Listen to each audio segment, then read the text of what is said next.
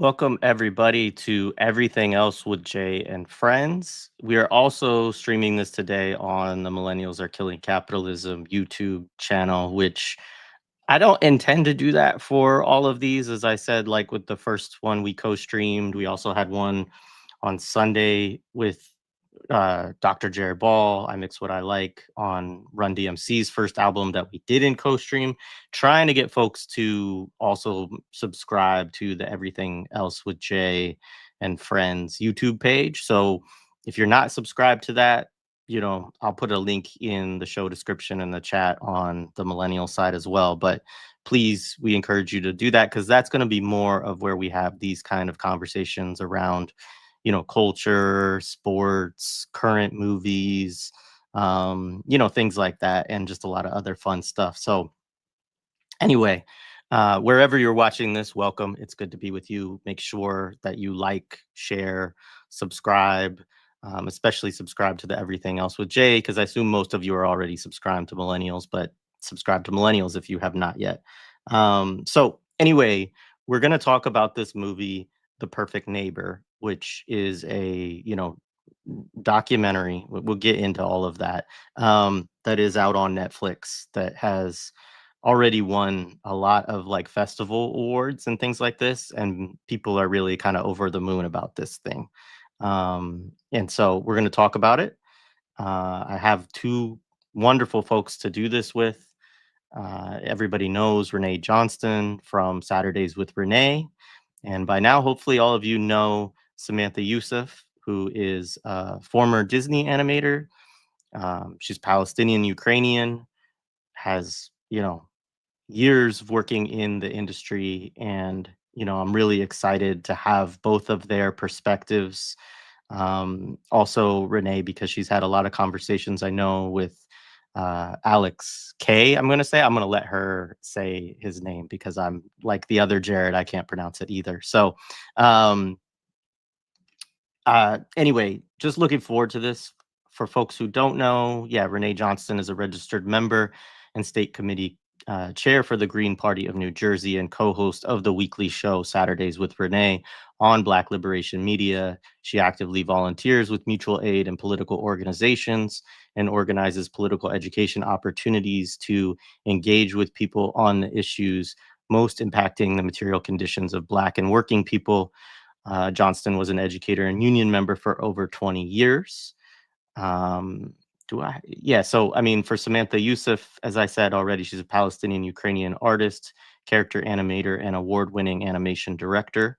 And there's a lot more. We have to work with Samantha on getting like a good podcast bio. So there's a lot more that we could say, obviously, but folks know, or should know, the conversations that she's been having. We had one that we did a two-parter along with Saturdays with Renee, where we talked about kind of the military industrial complex in Hollywood, and also talked about, really about the culture of Hollywood, which actually connects a lot to the Run DMC conversation we had, because we ended up having to talk about Russell Simmons and Brett Ratner, who also are, kind of very much attached to the same kind of entertainment frat boy culture that she's talked about, which includes a lot of sexual assault and things like this, right? And so those conversations are great. Samantha has also had a number of other ones with Jared Ball on I Mix What I Like, covering Andor, covering Superman, and much more. So I encourage people to check out all of that stuff. It's great work. So without further ado, I'm going to welcome them both. Samantha, Renee, it's good to be with you today.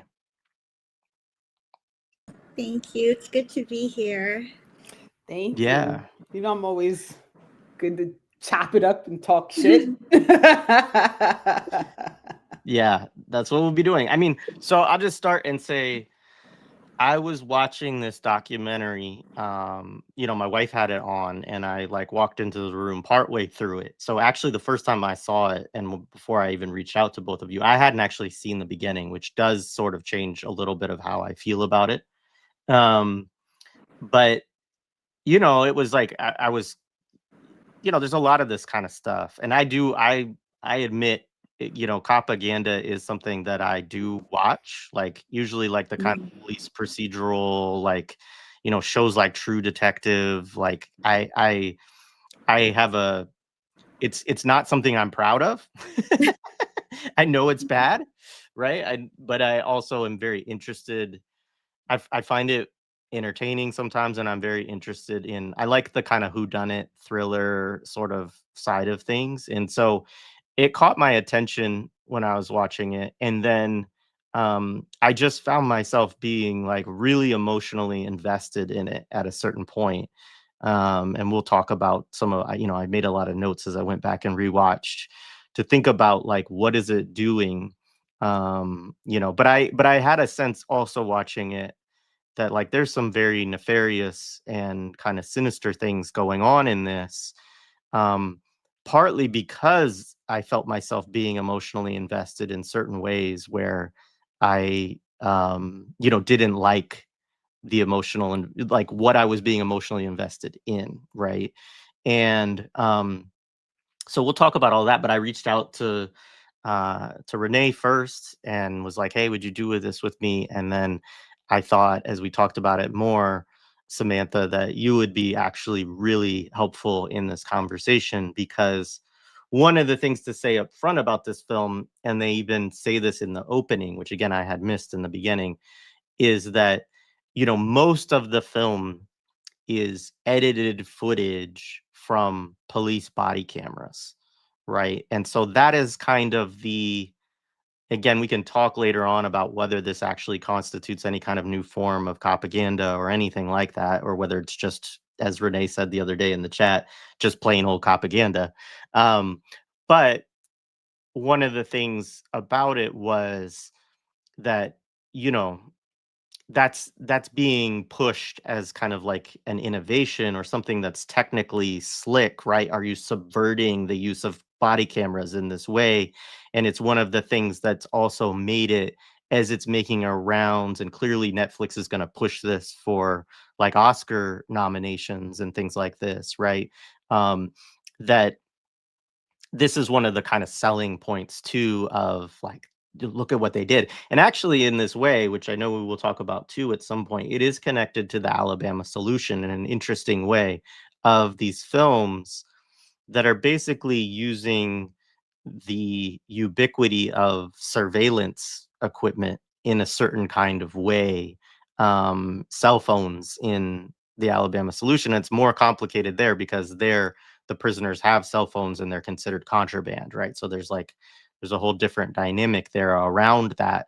But nonetheless, it's like this form of documentary making where you are using basically the apparatus of like video surveillance that exists in the world as the kind of body um of film, I guess, or for lack of a better word, that you're going to edit and build into something. And so yeah, I'll stop there. I'm interested in, maybe we could start with both of you of kind of your first impressions like watching it. And I know maybe that's a little bit tricky for you because I already asked you, like, come on and like break down what this is. So you're not watching it like just like, oh, it's something on and let me see this. You were watching it critically from the beginning, but maybe just at least at a high level, we could start with some of the overview. And one thing I should say before we do that, for folks who haven't seen it, is it centers around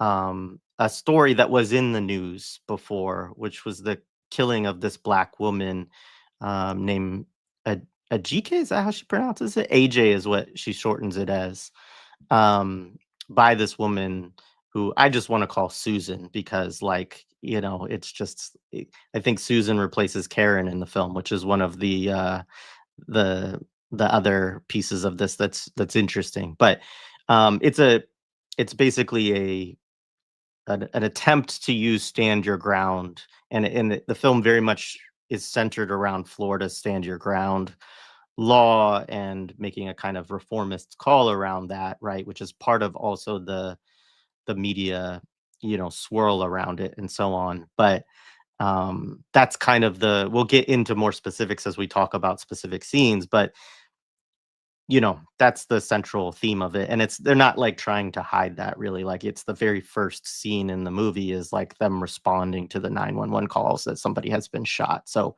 they set that up very early. But yeah, so anyways, either of you with first kind of general things. Samantha, why don't you start us off?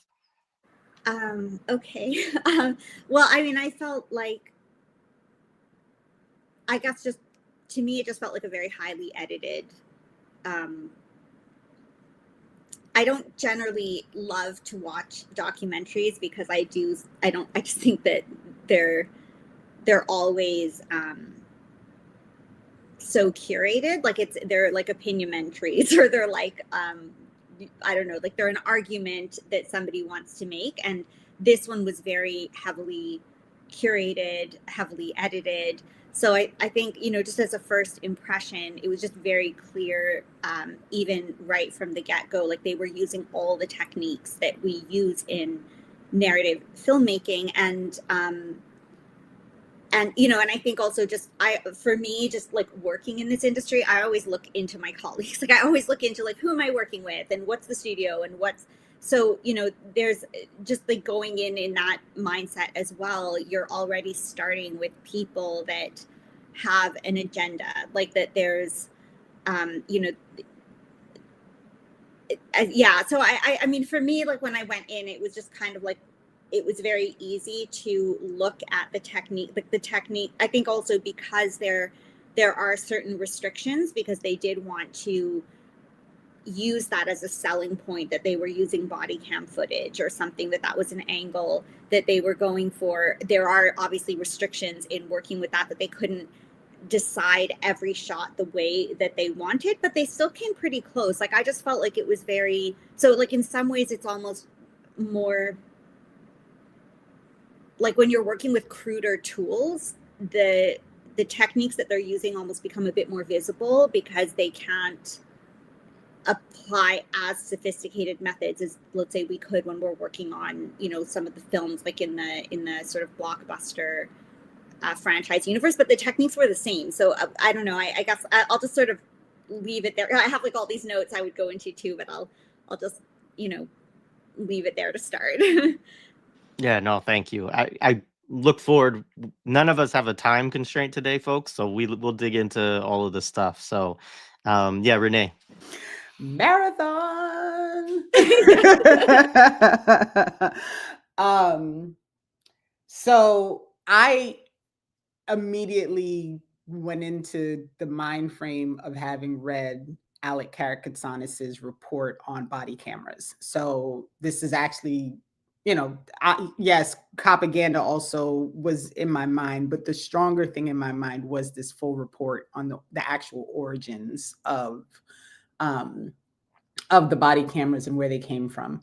So I went into it with that already in mind, that this was about to be a whole hour and a half of like horseshit, but okay. On a personal note, and this was probably just not like a bright idea on my part, is I watched it yesterday for the first time. And yesterday was the 40th anniversary of my father's passing.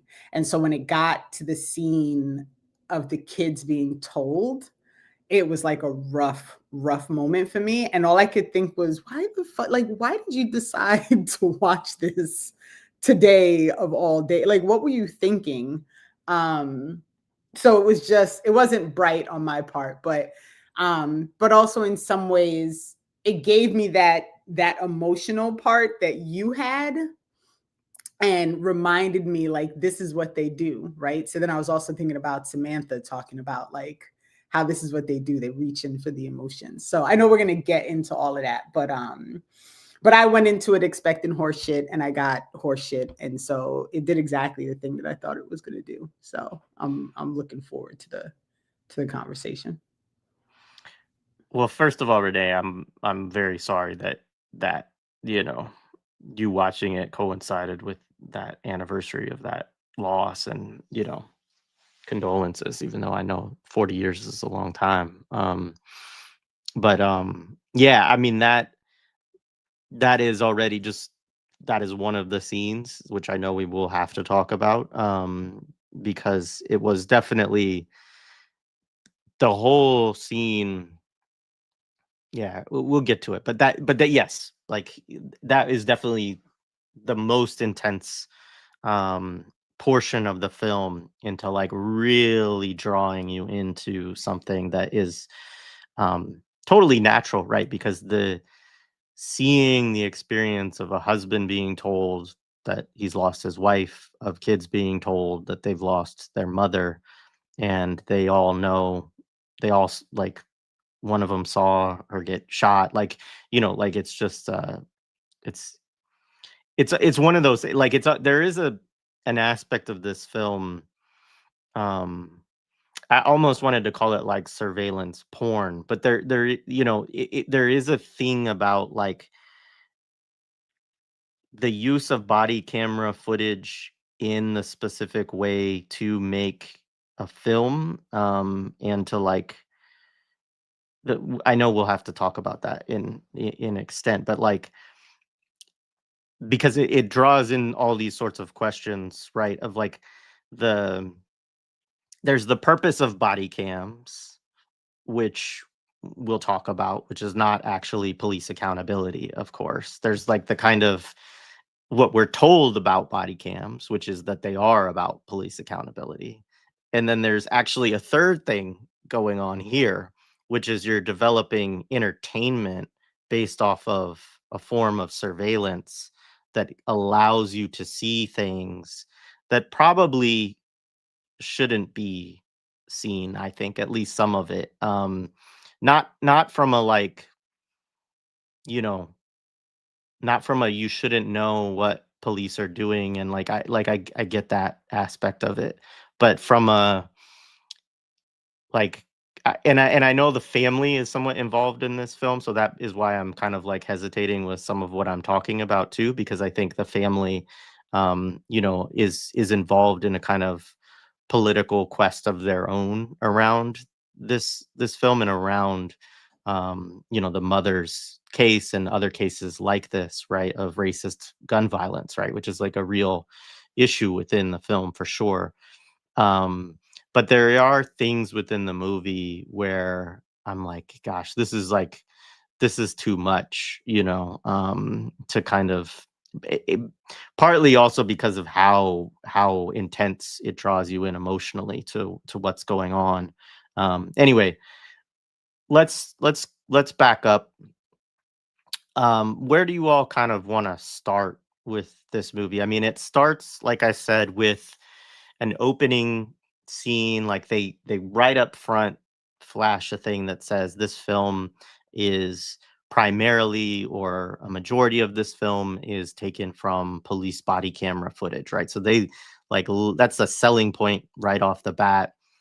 You get the first scene, which is a 911 call that somebody shot, and a police responding with a dash cam video, which actually, this is part of why watching it a second time and seeing that beginning changed it a little bit for me, because that immediately kind of triggered the show Cops for me. Like that's like the thing in the US that we grew up with in, I don't know when it started, late 80s, early 90s, right?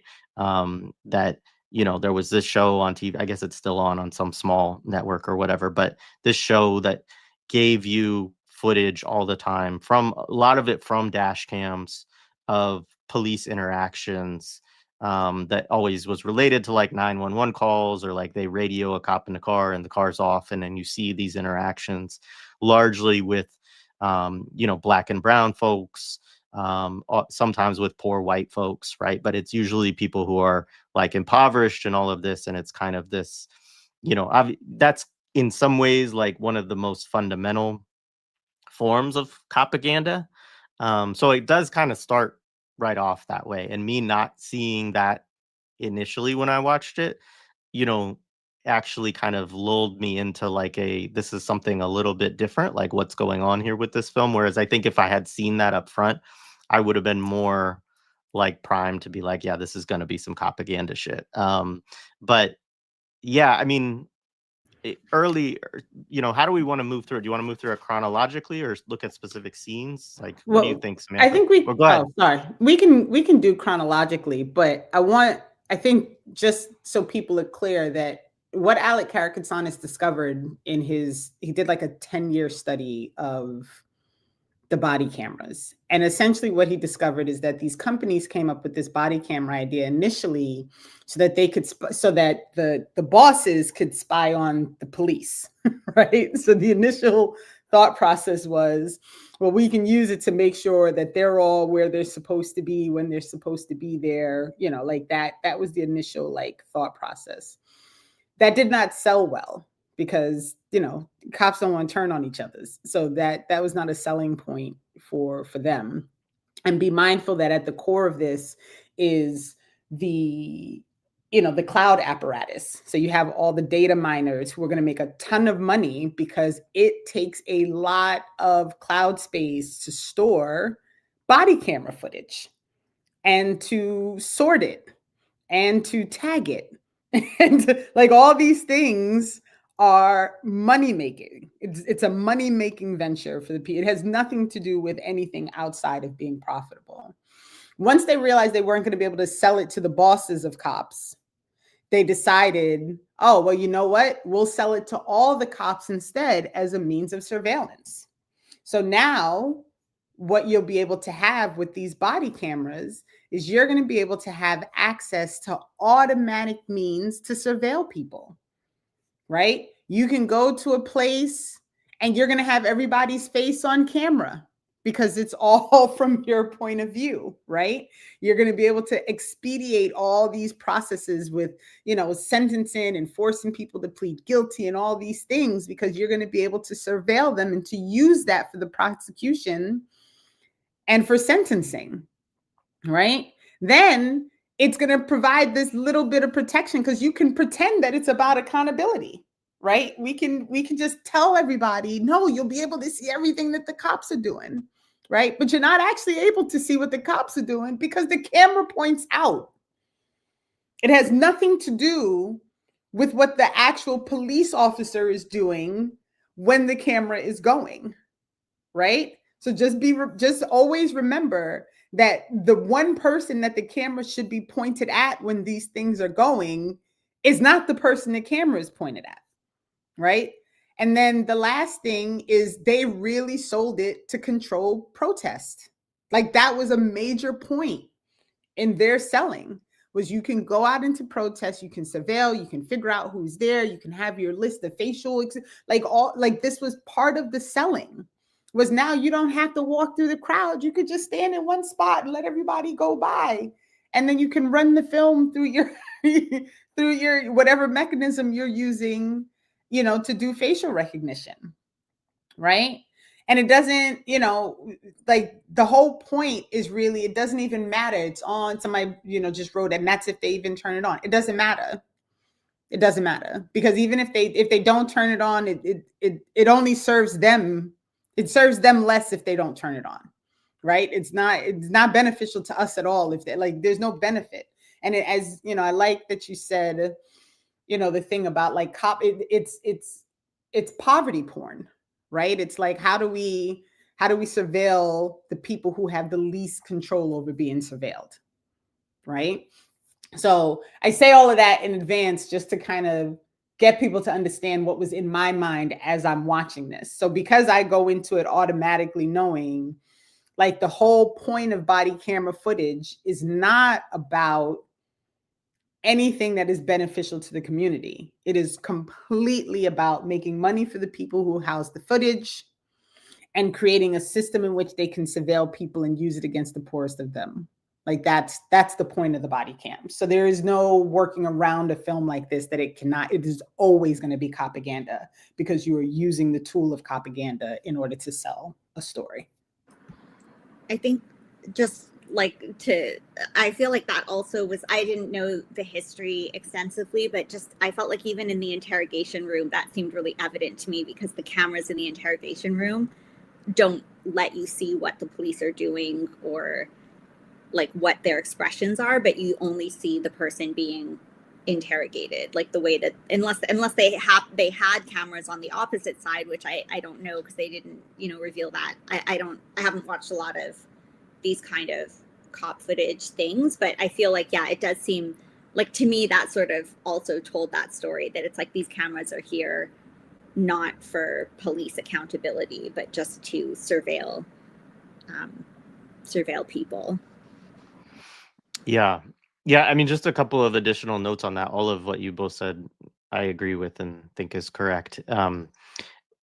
Body cameras were heavily pushed after Ferguson, and it was a part of both Obama's, his Justice Department, and him in particular advocated for it.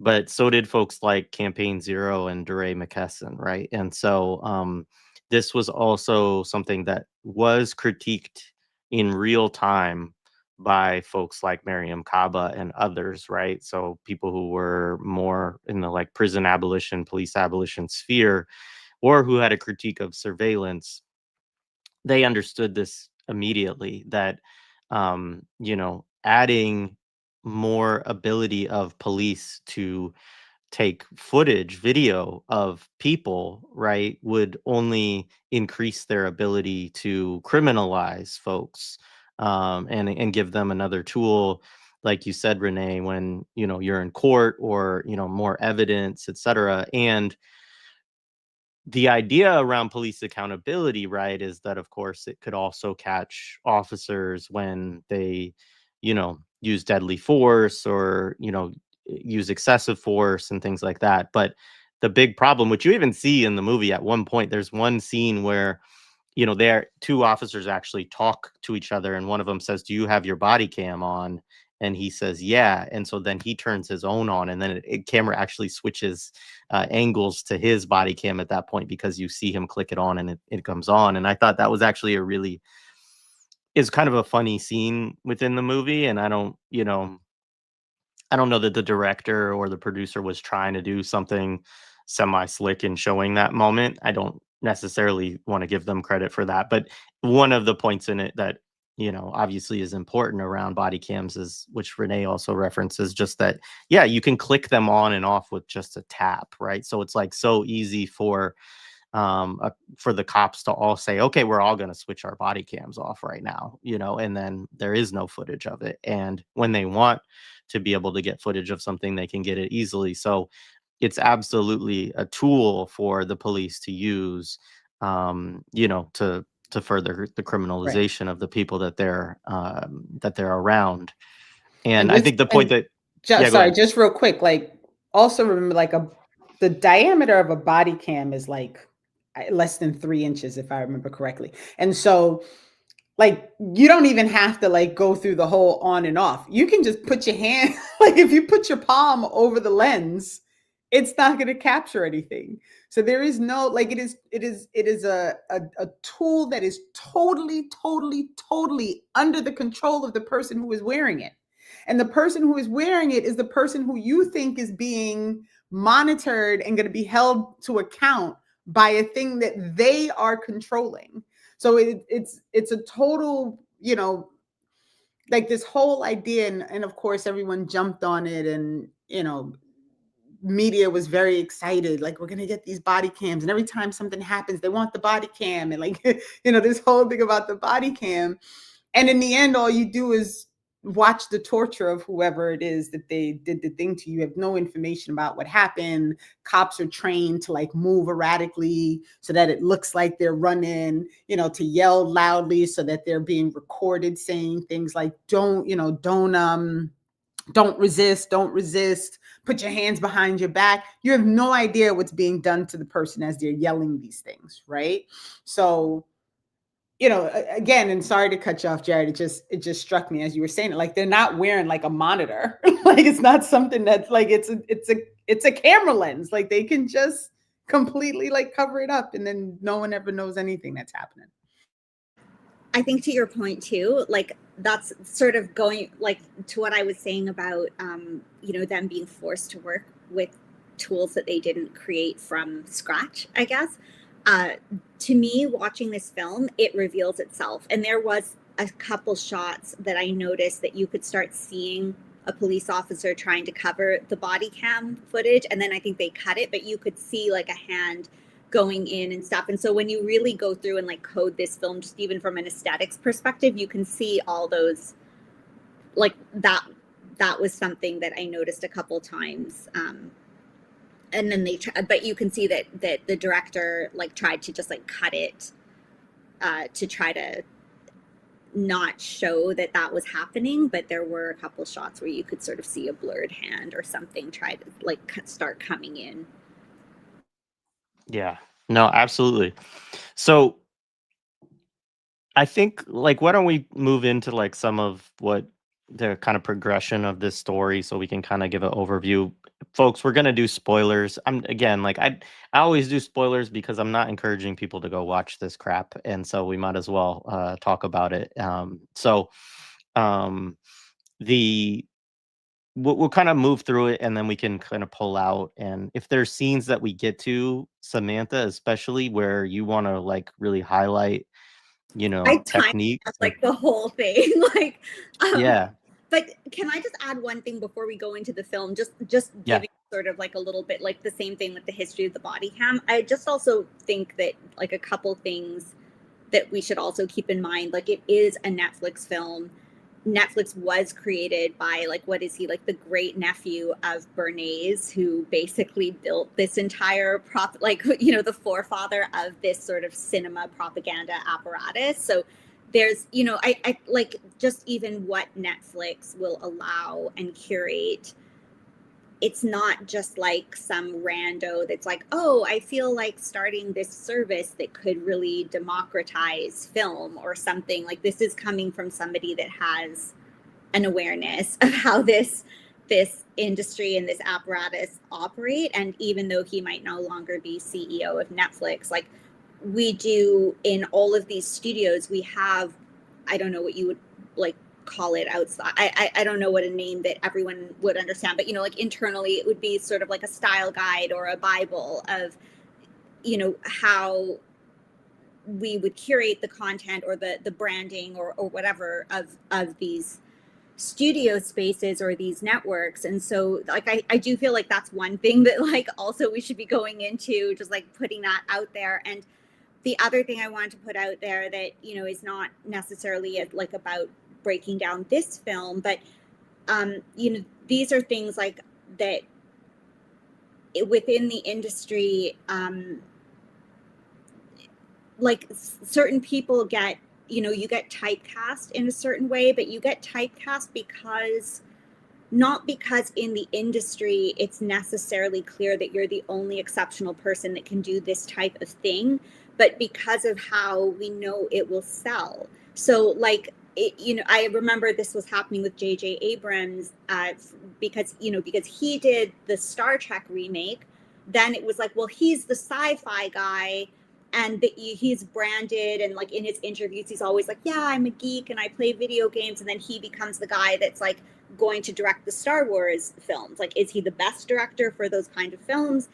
It doesn't really matter because to the public, like this is sort of what he becomes like part of this advertising apparatus for. And I kind of feel like the director in this film serves a similar role because she sort of got known for doing these kind of like, you know, true crime documentaries. Then that's also going to get credibility with the public to be like, oh, I want to see, like if she does this film, it's also going to be, you know, sort of people will walk into it disarmed a little bit because there's a credibility that she's going to offer. And I post watching it, it's actually interesting because I just watched a couple interviews with her, and her interviews and the way that she talks about this film contradict the techniques that are used. And so we can go into that, but she says things like, oh, I wanted to humanize the community, and yet she used filmmaking techniques to dehumanize certain, like the people she said she was humanizing, and humanize the people that she said she just wanted to spotlight different things, but the techniques say otherwise. So we can go into like why I'm saying that, but like I just also find that you know, her background, like coming from like, you know, working with Spike Lee, working with Sam Pollard, like she's very good at like curating and editing. She went to Harvard for film, which is generally not where you go to become a great artist. You go there to build the connections in this political industry apparatus and stuff like that. So I just think like walking into looking at this film and who made the film, it's not like she claims that she's like, well, our family, it was a personal story that we were made, that we knew about, but she doesn't really actually say, like, she doesn't, I think that like people should also watch when she says that critically, because she never actually personally says that she really knew the victim, and she doesn't really say like, you know, in terms of like, she's like, oh, well, someone in my family recommended this house to Ajiake, and that's how we knew about the story. But that could also be like, there's no explanation of like, well, is it because someone in your family worked in the same place, or that, like, you know, and then she's like, oh, there's like, I'm moving out of my house. Like, there's no sense of like, what is that relationship? And I do feel that the film gave more of a voyeurship of the community as opposed to like an understanding of this experience. And that was the other thing that I just felt that for me watching it as a filmmaker, if I didn't know anything, like politics aside, to me this was more about the filmmaker showing that this is the style of films that she wants to make for an audience that doesn't really understand that lived experience, but helps to support a certain narrative, than it is for actually like,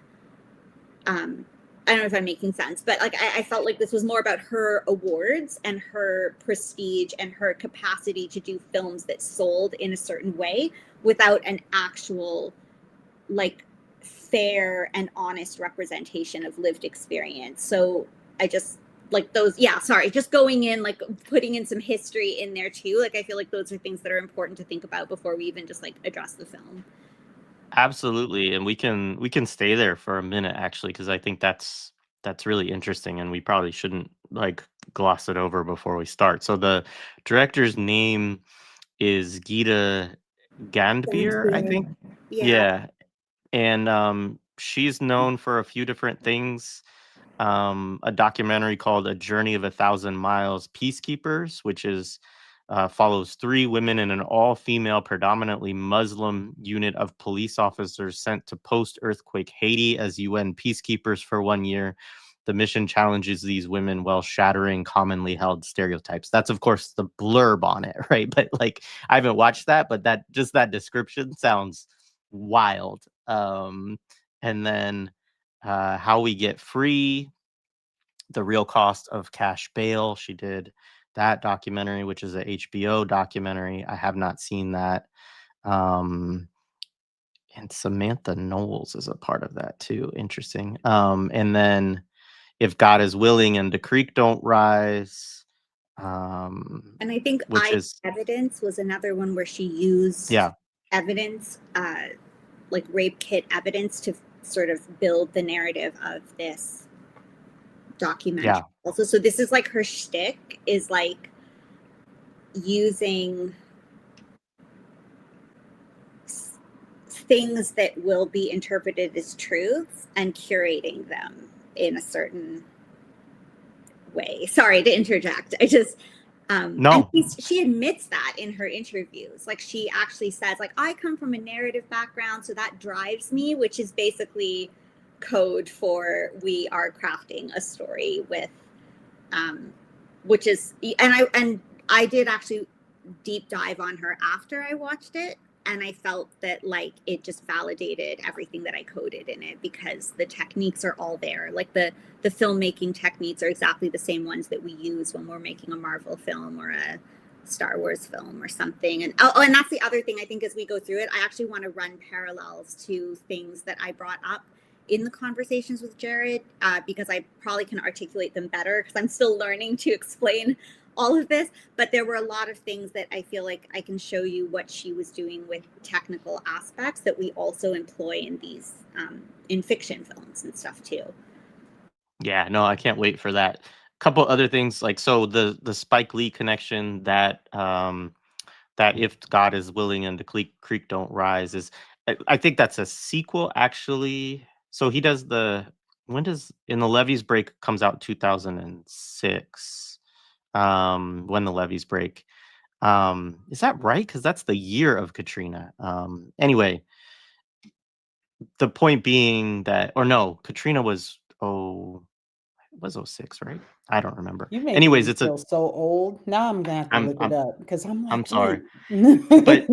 But anyway, it might have been 05. But anyways, When the Levees Break is a 4-part documentary that HBO, that Spike Lee did for HBO on Hurricane Katrina.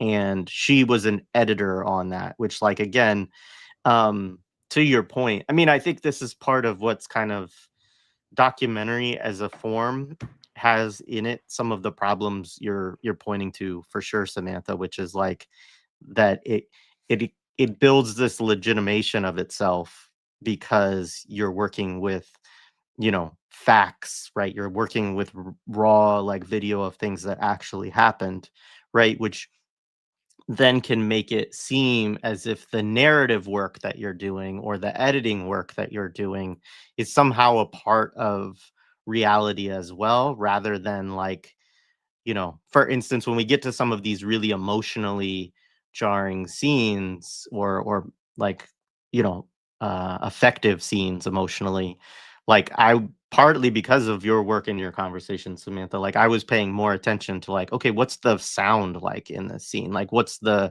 and it's like, oh, well, they're putting in, like, this crazy, like, kind of heartbeat soundtrack thing where it's like, it sounds like my heart is pulsing in my ears so loud that I can barely hear what's going on, right? And, like, that, immediately draws you to those moments in your life when you're like fight or flight, or something is so emotionally resonant that, like, you kind of can't escape it, right? And so I will get there, but, like, there are all those ways where documentary can become this form where, again, like you said, it's treated as though you're just dealing with facts, right? And so then what you create is just something that's just a real reflection of reality, rather than something that you can still use, as you said, like the same kind of techniques that you would in a Marvel movie. It's just using, work that, I mean, the thing that's easy about it, right, is all she has to do is edit, really, because it's not, she doesn't have to do any filming because the film is already all provided there, right? And I think that's Most of it. There's yes, most of it. but yeah, and that's actually where just to, for audiences, like, just to help with this kind of literacy, this is why when I was doing the Andor thing with with Jared Paul, this is why I would say things like, because again, like, I wasn't, I'm still, like, finding my words, but I was trying to explain, like, these narrative of events things are not the messaging of the story, or the story I call, like, what we would call the story core, the main messages. And I think that this is actually a great example of how to understand that even in these fiction stories that we watch, because people saw Andor as the narrative events showed revolution, but the messaging was counter-revolutionary and helped to shape and indoctrinate, pacify, commodify, and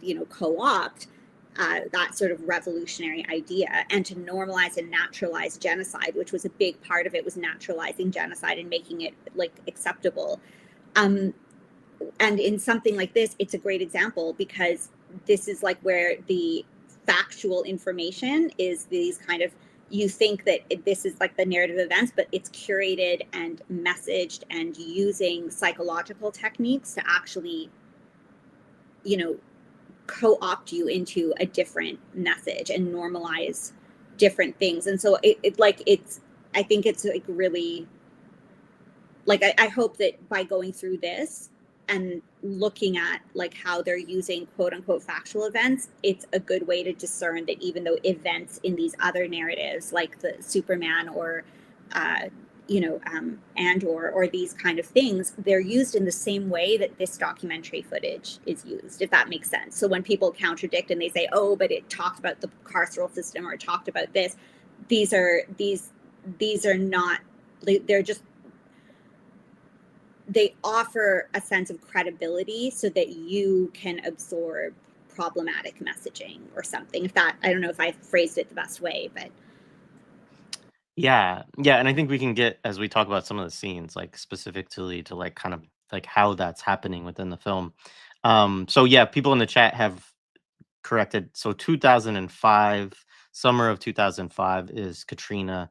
That's right. So it's actually, I'd forgotten that When the Levees Break came out just a year after. And I think that's also an important thing to point out, is because like that then becomes one of the ways that people understand or think they know what happened during Hurricane Katrina. And this is also like a very kind of curated story that leaves out a lot of stuff that was happening, including like Black radical organizing that was going on in Katrina, you know, post Katrina in New Orleans and so on, as well as like, I don't think it really got into the level of white vigilante violence that was going on, although it did do, if I remember correctly, it does show that, right?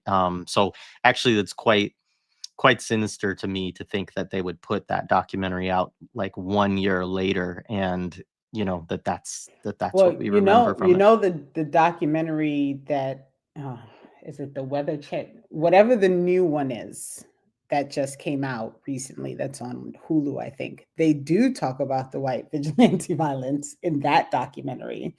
And I remember thinking to myself, I don't remember this. I don't remember any of this being in the last documentary. This is like new information. So yeah, but it all goes to how they curate these things. So And I, Yeah. Oh, go oh, ahead. sorry. No, go ahead. Go ahead.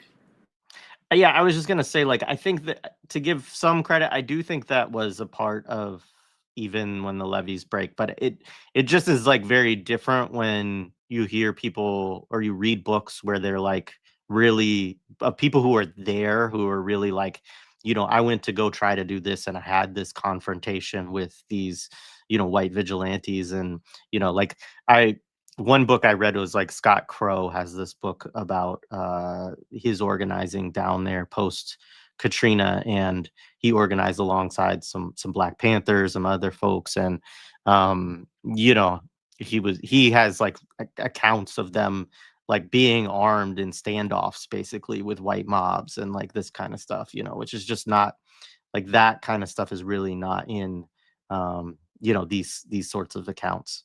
But Yeah, I just wanted to add to everything that you were saying, though, because I think a big part of these things is about, like what you were saying, Renee, like this cultural memory shaping, or like, you know, when you're like, these come out to also override, like they become the narrative. They become more popular, more mainstream. It's how a lot of people learn about certain events, and even historic events. We'll see films like, you know, like that Napoleon one, and more people will go see that than read about, you know, those histories or something. But I think one thing that I noticed in this one, and I didn't see the other one where they showcase the white vigilante thing, but something that I'm seeing in all of these films that we've been discussing is and that, you know, that happens a lot, is that I think when, you know, in terms of like the racialization in these films, and this happened in this one, it really showcases like a white exception, like that.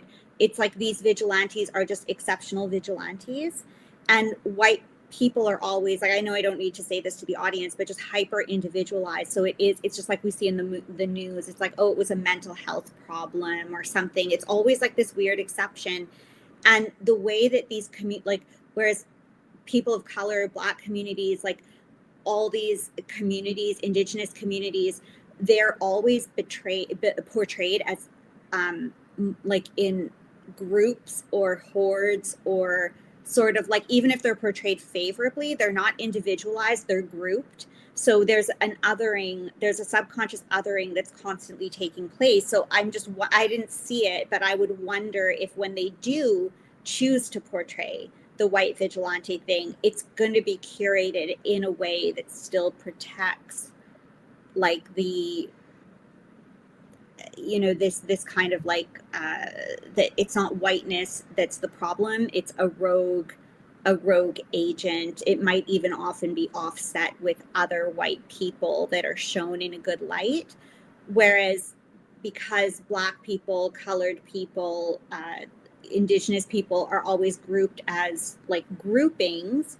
then even a rogue agent will be seen as part of the group, as like a community problematic thing. And that's again, these are always, and this was done a lot. Like, well, I guess we'll come back. I'll come back to that because we'll go through it. But that was a note that I made, especially like, you know, that we see that in this documentary specifically, like editing choices that specifically do that.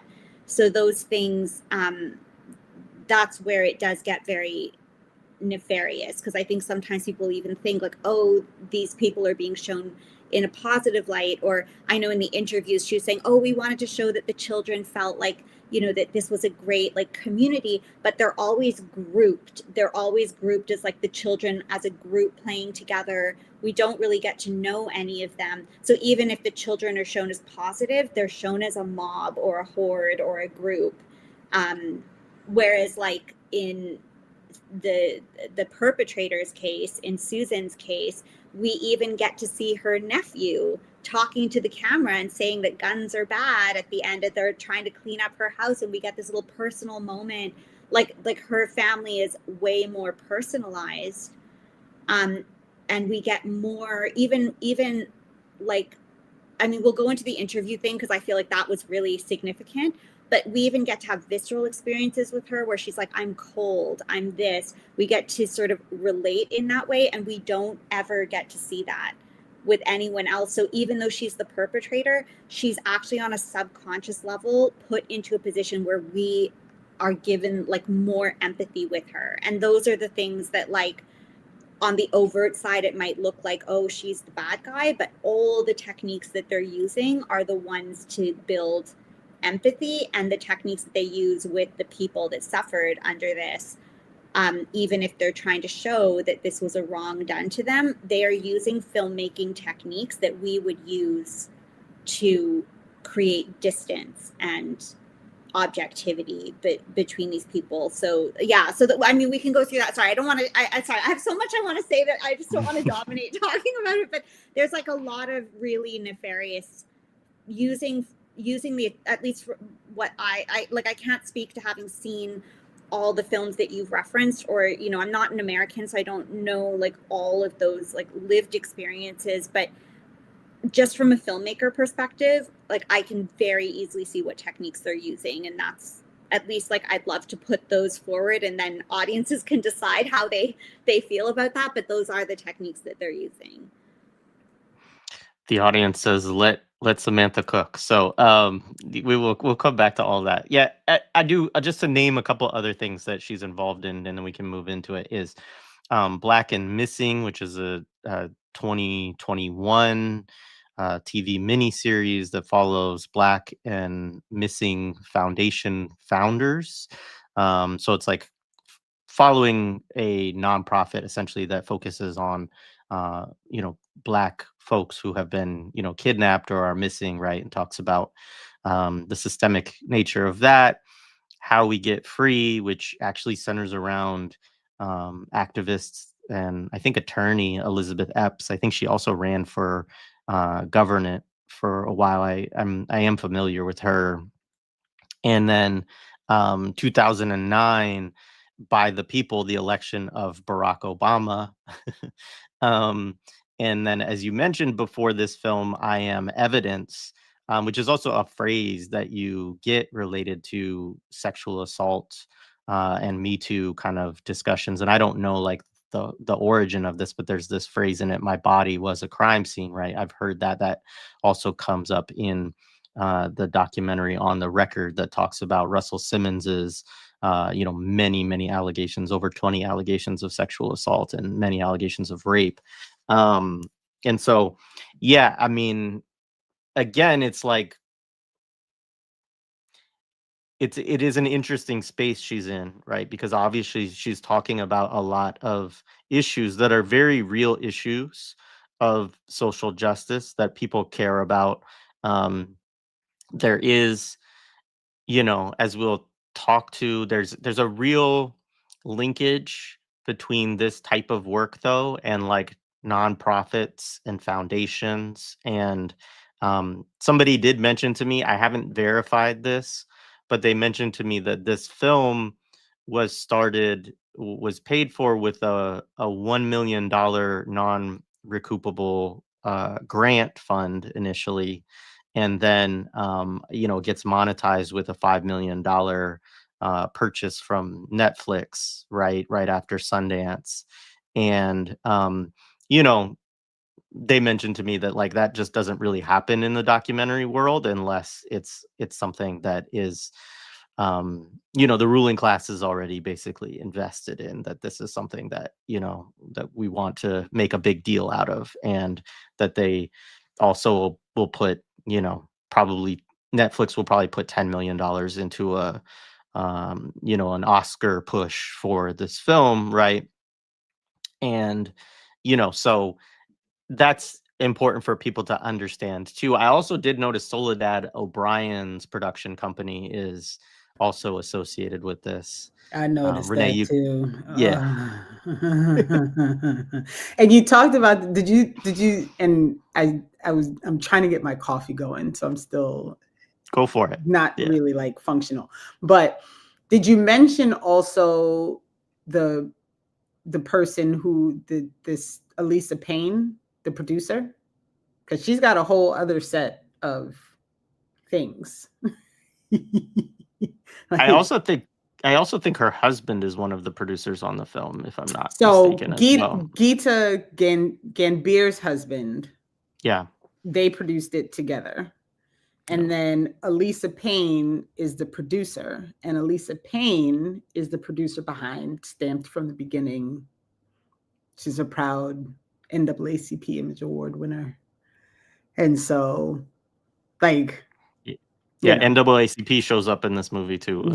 Yes, they do, as does all of our favorite reverends, Al Sharpton, to which, just so the audience knows, I got to the end of the documentary and I sent Jared a text that said, "Not fucking Al Sharpton." And that was my whole text. I gave no context. I need an education on that, because I don't know all the people. So, all right. Well, let's move into it. So do you like early scenes? I mean, at a high level, what you get early on is, obviously I mentioned that very first scene, which is like very kind of, Cops, coded or whatever, like Cops the series. And then and it even ends that scene like right before it cuts to like the perfect neighbor or whatever. It ends with a cop like going up to a door and saying, "Sheriff's office, come out with your hands up," right, kind of thing. And then and then it's like, okay, now we're gonna go back and figure out how we got here, right, kind of thing.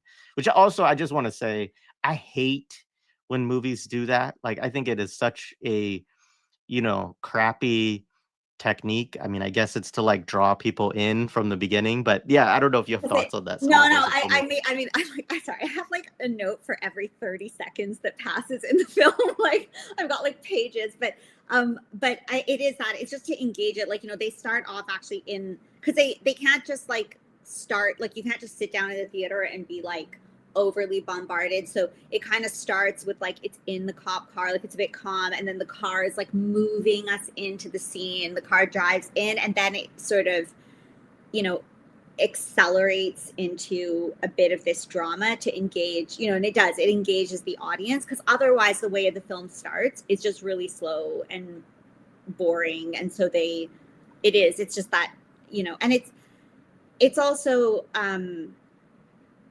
like, I think it dramatizes it, and it sort of sets up a headspace that they want everybody to be in. And I think that was another thing that maybe will bring that up like as we go through it. But the other thing that they did, because like I said, they had to work with restricted media to an extent. So when you have handheld devices or body cams or things like that, it can actually be destabilizing, right? Like, usually if I were working on one of the blockbusters that I would work on, we would use that kind of footage when we're trying to create that unease, like when people are running with the camera, it's very destabilizing.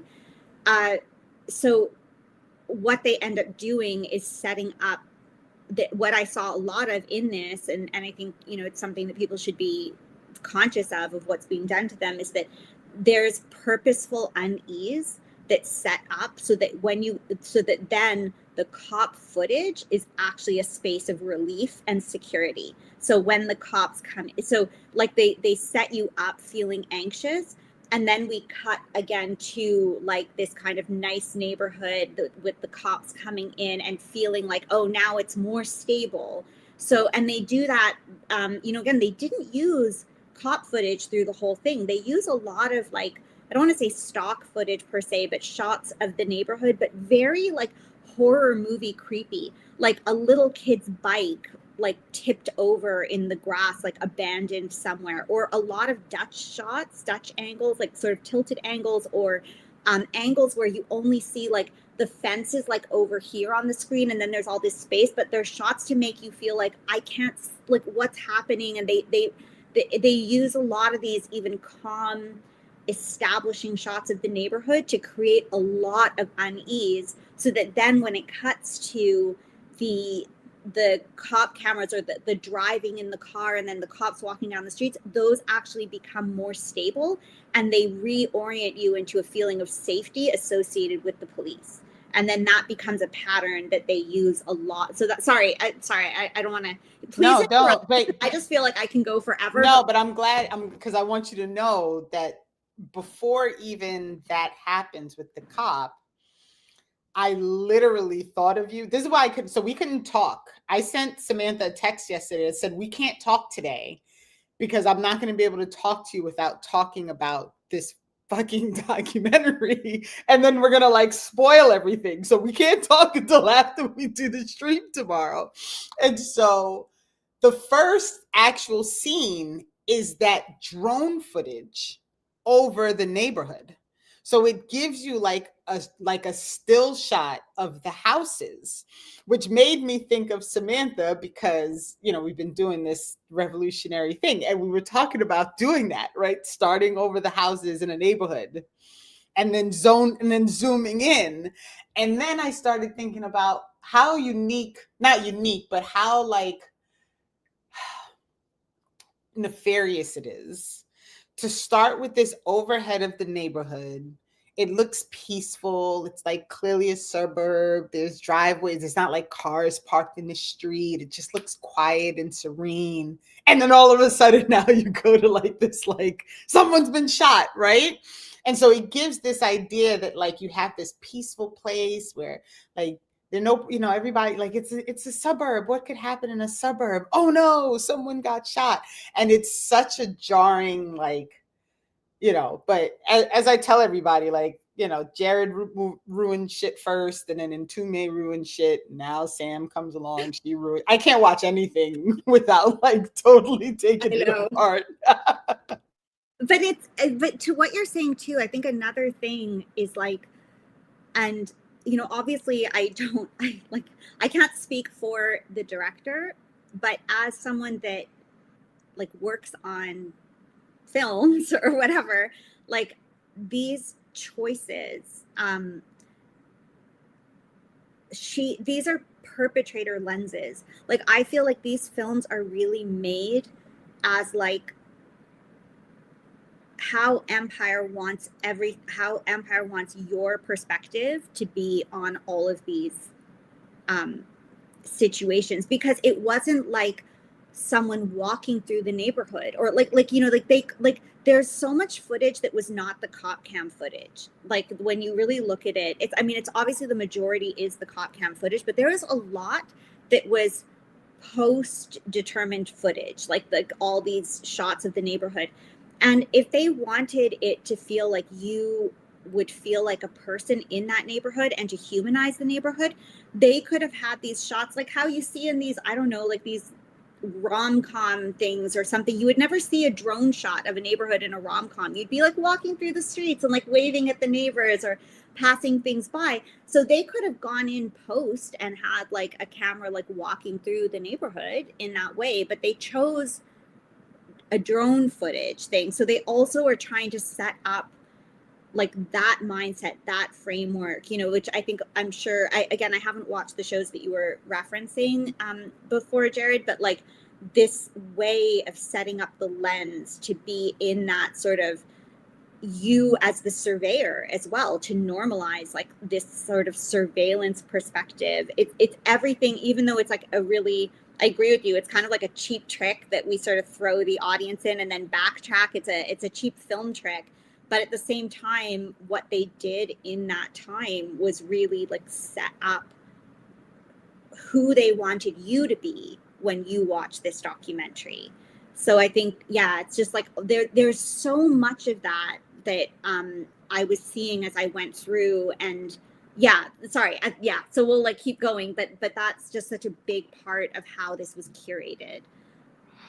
Totally. And that partly, like, even though,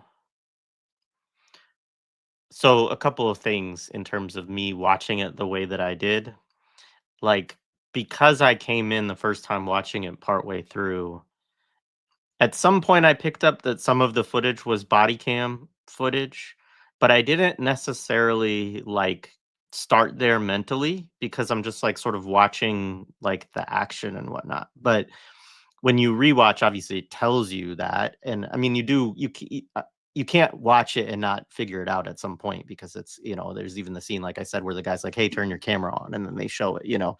But there's but that that intro to me was very much setting up what you just talked about, of like, you're getting, you know, this is the cops perspective, right? Because that is also, because of my association with police dash cam footage responding to 911 calls and all of that, like being like the first place that always takes me to is the show Cops in the US. That, like, that series is all about, you know, showing things from the perspective of police, right? So I mean, part of the whole purpose of it is to sort of convince people that police have to be like kind of brutal and warriors and all that, because they're going out and dealing with all of these really scary, harrowing kind of scenes. And so you want somebody who's brave and who's willing to, you know, use violence when necessary and all of that kind of stuff, right? um which is very much tied into, yeah, a whole bunch of other stuff that we've talked about on the pod over the years, but just like the ideas of liberalism and like this constant, you know, need to kind of uh fight against the state of nature and the wilderness and the savages and the hordes and all those kind of things that you talked about, Samantha. And I think, I mean, I guess, to move into some of these early scenes, and you're welcome to spend as much time on them as you want, but like what we see, just to give people kind of a higher level overview, is that this woman, Susan, is constantly calling the cops on Black children for playing, right? And the thing about it, and this is one of the areas that I think is something that I found quite sinister within the film, is one, like, yeah, the cops actually get annoyed with this to some degree. Like they recognize what's going on, that this woman is, um, you know, is over vigilant basically with, like, I mean, there's a funny piece about it that I do want to unpack a little bit about property relations, because I think that at the core of part of what this movie shows is wrong with United States society and Western societies, it's private property. But but in that vein, like, really the reason that the woman doesn't have certain rights that she keeps trying to give herself is because she doesn't actually own the land that the kids are playing on. And that's not something that you learn in the movie until partway in, because she's trying early on to say basically, like, it's my landlord's property and we have signs that say no trespassing, and those kids are trespassing. So early on, the cops actually are somewhat on her side, because they understand, they actually tell the kids in one of the early scenes, like, you can't play over there because it's her property and she can decide that, right? Eventually they realize, because she keeps calling the cops and they end up having to talk to the landlord and other stuff, that it's actually not her property at all, and she's trying to enforce no trespassing of these kids on a vacant lot, or a lot that another neighbor owns, actually, that has said it's fine for them to play over there. But in this also, and this is a kind of general thing, which I know we can talk about in specific scenes, one of the things, there's a couple of things I found really just sinister in terms of this use of the body cam. And one is like this normalization of the police just showing up like constantly, and the way that they make it seem as though the police are like this kind of welcome, neighborly, chummy presence. Mostly white police, by the way, a few black officers as well, but that they're friends basically with the young black kids and with their parents, right? And that they're on their side, which obviously, as it progresses, creates a certain level of tension that is, very frustrating and emotionally jarring and causes you other stuff. But just like that kind of is part of the introduction to this, is that this woman constantly is calling the cops on these kids for like playing football, basically. And that the cops, as they come out, most of the time, aside from some of the early scenes, which I'm sure we can talk about a little bit, they're like, yeah, we get it. Like, we know kids are being kids. I was the same way when I was young, yada, yada, yada. And so it encourages the audience to both see the cops as, and this is community policing, by the way, and I did look up this police department, and they do use they use community policing, that they move into neighborhoods to be, they're trained to be kind of chummy with everybody as an information gathering tactic, actually, like as to try to build investigations and prepare charges and things like that. But that they're trained to be very nice and to be friendly to the kids and to try to talk to their parents very casually and all of this stuff. But you as an audience are seeing it, and you're just like, oh, these guys are nice guys. Like these are good, right. But these are cops. Yeah. This is why this is typical ass Copaganda, because it gives this impression of this police department as if they're all like these super chill, super cool. They can talk to anybody. They talk to the kids. They talk to the black man. They talk to the black woman.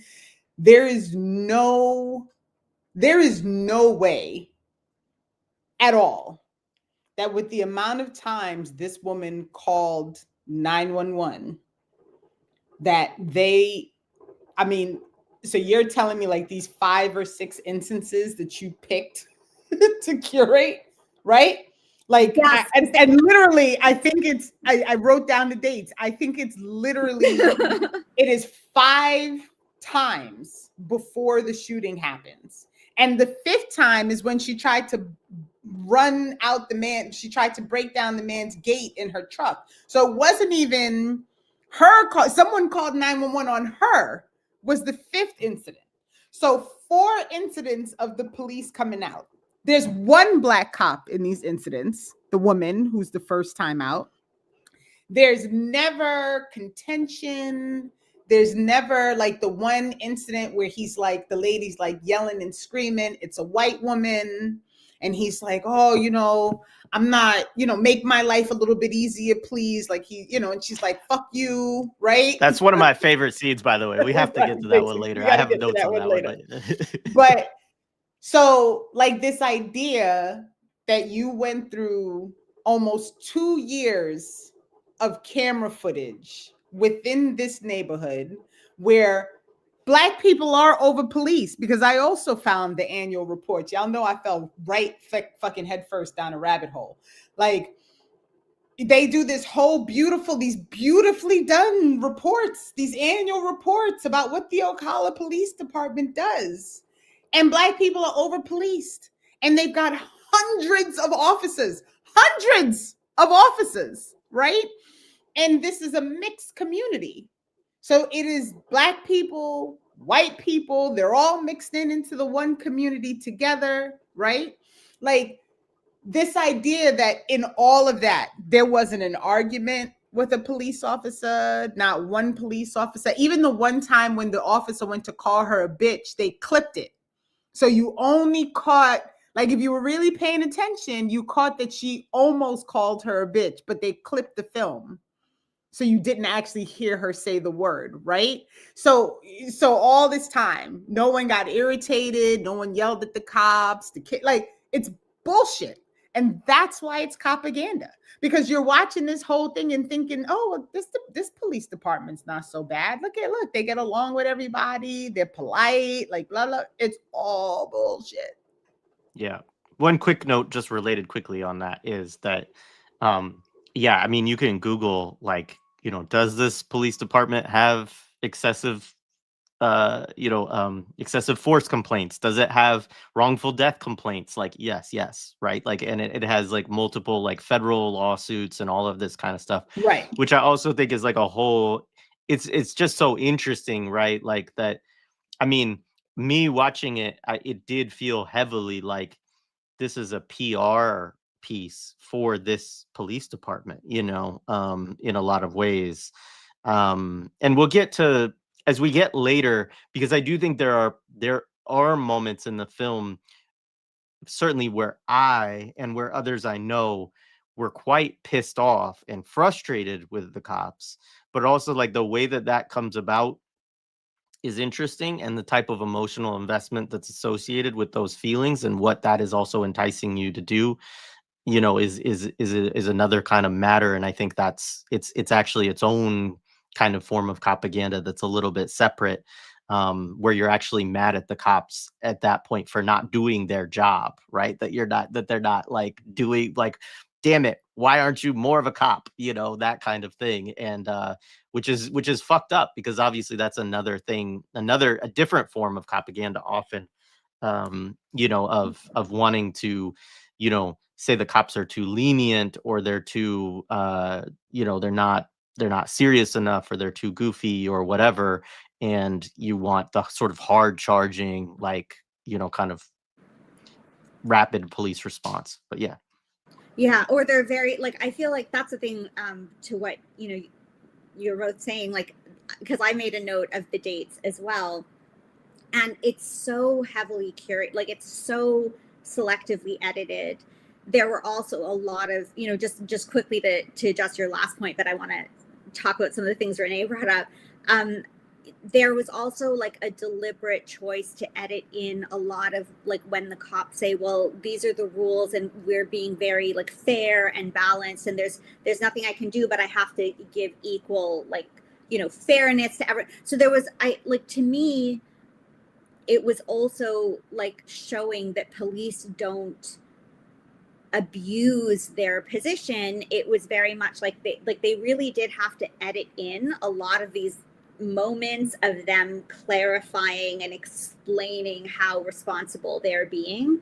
The other thing, just, you know, looking at what they chose to portray, the first two instances where we see the cops, and, you know, and this is like it's just so embarrassingly edited. Like, I just feel like it's so obvious, but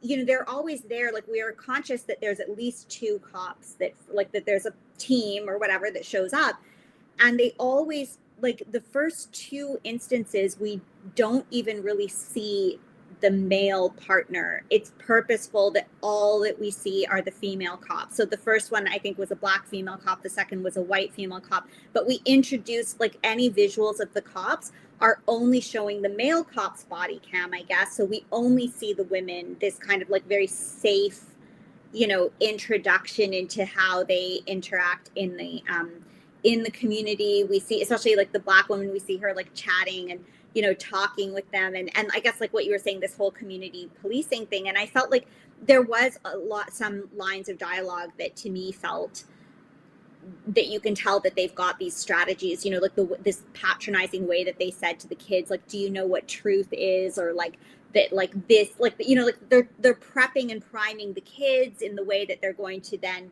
interrogate them. Like, they obviously have all the tools to, you know, do these kind of things. So I felt like there was that. And then the most conversational situation that they had with people in the community, like, even though we do see that it's a mixed racial community, but they purposely choose to have this really chummy conversation with a black man in the community. It's sort of the first time that we really get that kind of, like, just what's the community like, or sort of like them being like friendly with this person. And so I do feel like race played such a key role in how they also curated like all of this, that it like, you know, that the first shot was like a Black female cop, then a white female cop, but then, you know, like it's just, yeah, we'll go into that in the end, because I want to, this actually is a lot more relevant, especially in how they curate things as they come towards the end of it. But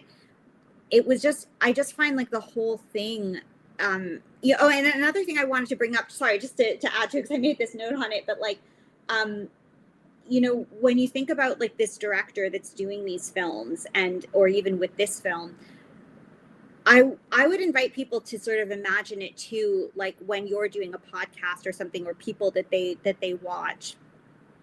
If you're always watching someone talk about other situations without involving people from those situations to be part of the conversation, you would find that really weird on a podcast if somebody was just kind of like, I'm going to talk about all these things without interacting with those people. And all of her films are that. Like, this is somebody that sort of lives, like she was able to afford to go to Harvard, so she obviously comes from a certain social strata in life, and she's constantly just talking about issues without involving people. And especially on films like this, there isn't any reason that it couldn't be co-directed with someone from the family always sitting with her. There isn't any, like, so I just think that that's another thing to bring in mind. And then I know you brought up the 911 truck call also, and I just like think that like that's also was an interesting thing, because that was showcasing that situation was also an opportunity to start isolating Susan as being an exceptional case, you know, that like it, and I feel like that was also strategic. Like there were probably lots of instances that they could have included, but that one served a very good purpose in sort of establishing her character, and which I also want to talk about that too. But sorry, I just want to respond to things, and then I could go into like another topic about establishing these the how the first like encounter with her was set up too. But yeah, no, that's great. I would just I just want to add that just on one point that you made, and then, you know, Renee, if you have stuff, you can jump in, and then we can move forward too. But the point about kids, I think, is really important in the film too, because one of the propaganda elements of it, for sure, that is very much normalizing, is this idea that people should just let their children talk to police. And that, you know, because first of all, like in the United States, legally, parents, I mean, kids do not have to talk to police without either their parent or an attorney present. And they should always know that. And they should always say, I don't want to talk to you without my parents, right? Or without talking to my parents first. Like, that's just a basic thing that, you know, any kid should do. But it's deeply fucked up in this society that we put that burden on children to have to know that, right? It is not, police officers are not bound in that way. So police officers don't have to say, hey, do you want your parent here or an attorney here while we interrogate you? And even schools, which are supposed to, you know, should tell kids if they're ever going to be interrogated by a cop, like, would you like your parent here or an attorney here? They often don't do it either, right? And so this is like, it's something that unfortunately is quite normal. So it's not surprising necessarily that it happens within the film, that, you know, but basically what you have is all of these scenes where police are talking directly with children. You know, there's one scene where one adult is talking to the, like, kind of, there's actually a couple scenes where it happens where an adult, the cop starts to try to talk to the kids, right? And an adult kind of like, hey guys, be quiet, and like says something to them to talk directly. But in one of those scenes in particular, it's a black man that's saying this, and they say, are you these kids' parent? And he says, no, my kid's in the house. No, that was the white lady. It's the same. And if you notice, it's the same white lady who does that both times, who says, y'all stop, and then jumps in. Yeah, you're right. There is the scene with the scene. Yeah, sorry. There was a scene with the black father, but I'm confusing the two. But anyway, they just talked to him in his driveway.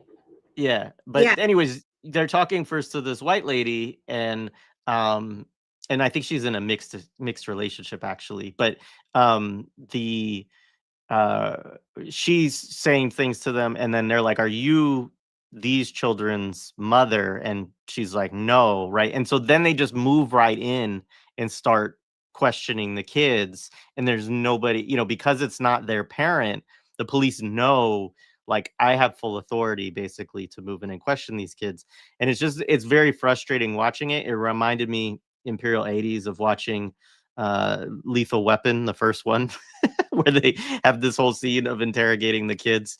And I just think that that's also something that the film, really, it normalizes it in a way that they're making it seem, again, like the officers are very chummy with the kids, that they're actually the kids' friends. They're there working on their behalf, which of course, even though they don't ever, like, charge any of the families or the kids, at least that were shown in the film, with anything related to, you know the games that they're playing, and all the woman also makes up a lot of allegations of what they're doing, which are clearly false, and they triangulate those often to see, like, okay, she's not telling the truth. But um they nonetheless, like, it is designed to show, like, yeah, it's fine to just talk to the kids, because the cops, because the cops are on your side. They're trying to help you resolve this neighborly dispute in your favor, and if you just tell them what's going on, then it's going to always sort of work out in your favor. And yeah, that was one of the things that drove me nuts watching it. Well, now that you say that too, it just, because like I was really paying attention to that conversation with the Black father on his driveway, because they really used that, like they gave it a lot of time, and I feel like they really used that to offer this kind of moral valence or something to the police. And now that you're saying that too, they also had shown that he called one of the kids over to come and talk to the police. So I feel like that whole bit was also strategized to, like, just in, like, basically reinforce what you were saying. It's just, sorry, I'm just replaying that now in my mind too, and I'm like, I just find like the whole editing and curating of this was just so nefarious. Like it was so strategically designed. And yeah, and I'm just seeing more of it as you're speaking. Yep, absolutely. And I'll just add about, Jared, what you said, it reminds me of something that I had a note of, is we don't know if there were ever any ramifications for the families, for the kids, for the parents.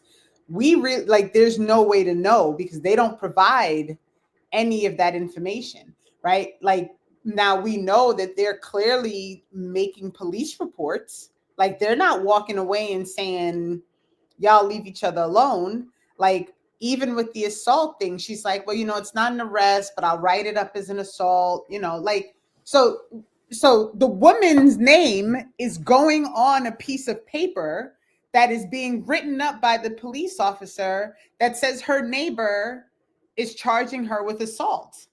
And they're writing this down and documenting it, right? When he goes to talk to her for the first time, this is the mother who, by the way, for all these interviews where they're like, we really wanted to tell the story of the community, we wanted to tell this woman's story, da, da, da, da.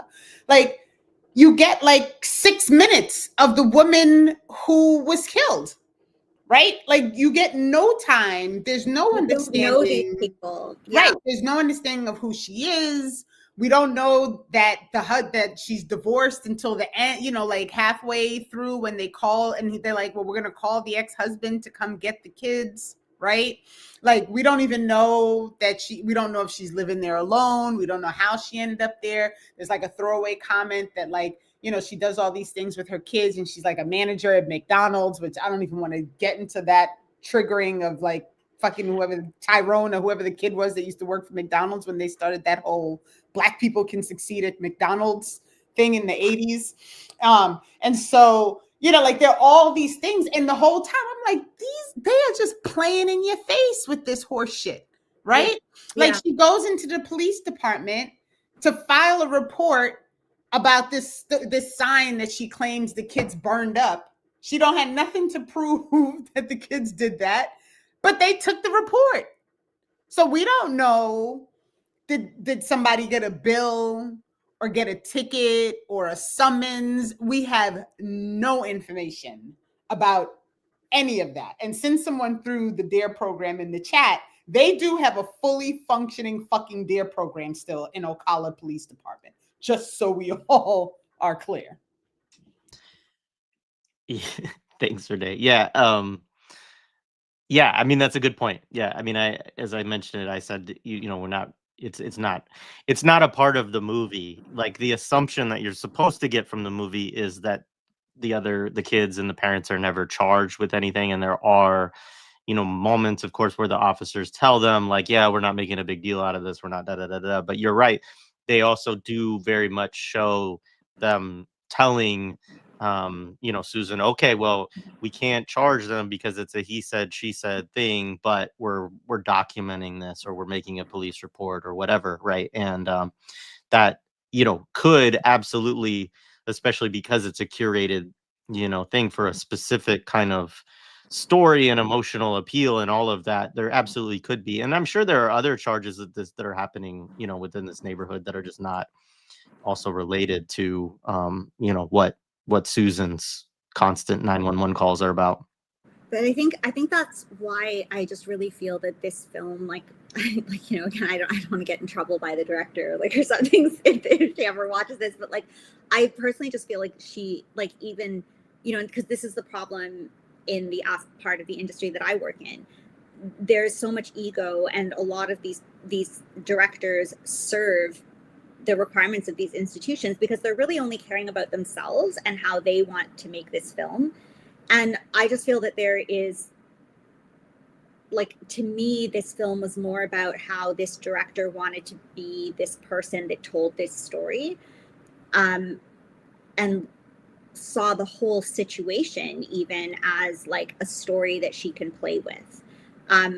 Because, like, I mean, I don't know, like, for me, it's like I had to, even at the end, or even when I was making my notes, I had to go and look up, like, how do you say Ajiake's name? Because I don't think we ever hear it once in this documentary. And, you know, we do see some things at the end, like justice for AJ, but all of these, I'm just going to call them characters because I really saw this as being crafted in the same way that we would craft a film. And I really think that the director was seeing them probably like in this way, or if she wasn't, these are certainly the signals that are being put out, at least the way I read it. But these, like, you know, even the way that, like, we don't know anything. We know, like, I guess that's the thing, the takeaway, like, even, you know, listening to our conversation so far, how this started, you know, it's like we all know Susan's name, but I don't remember everybody else's name. I don't remember which kid's name was what. Like, none of that. Everybody else is I'm like, oh yeah, I remember that neighbor, and we did see that kid pop up. I mean, even before the murder, it wasn't really always clear who Ajiake's kids were, or something, like which ones were her kids, which ones, like, but we knew who Susan was.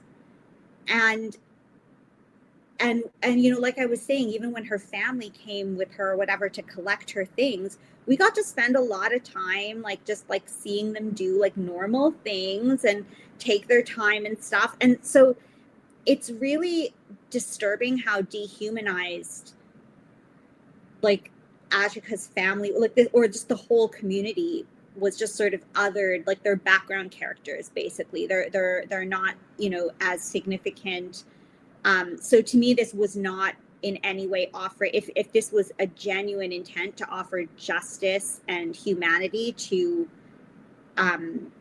you know, to this family, I mean, I really don't know who they were. To me, it's the same way that we see the media, because I just saw a lot of this in parallel to how the media has been covering Palestine and stuff. And this is like when they only show Gazans as like starving, desperate people shoving pots through fences. It's like, oh yeah, we feel so bad for them, but they're very othered. They're not human like us. And I feel like all the techniques that were used were that. And sorry, I feel like I'm going on a bit of a tangent a little bit about it, but it's like just that, even that idea that, like, we didn't really know who they were. And bringing this back to like a narrative structure that I just want to bring up before we go further into the scenes, even how they set all this up.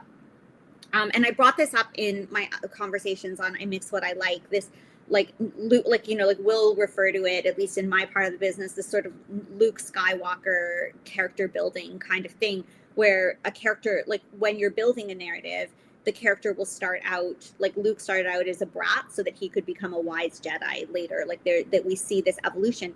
And they used the same tools in this. Like Susan was set up at the beginning as actually being like, you feel like she's actually reasonable when you first meet her. Like she's really portrayed as being like very reasonable and calm. And when we first meet Ajiake, she actually seems like she's a bit more abrasive and more aggressive.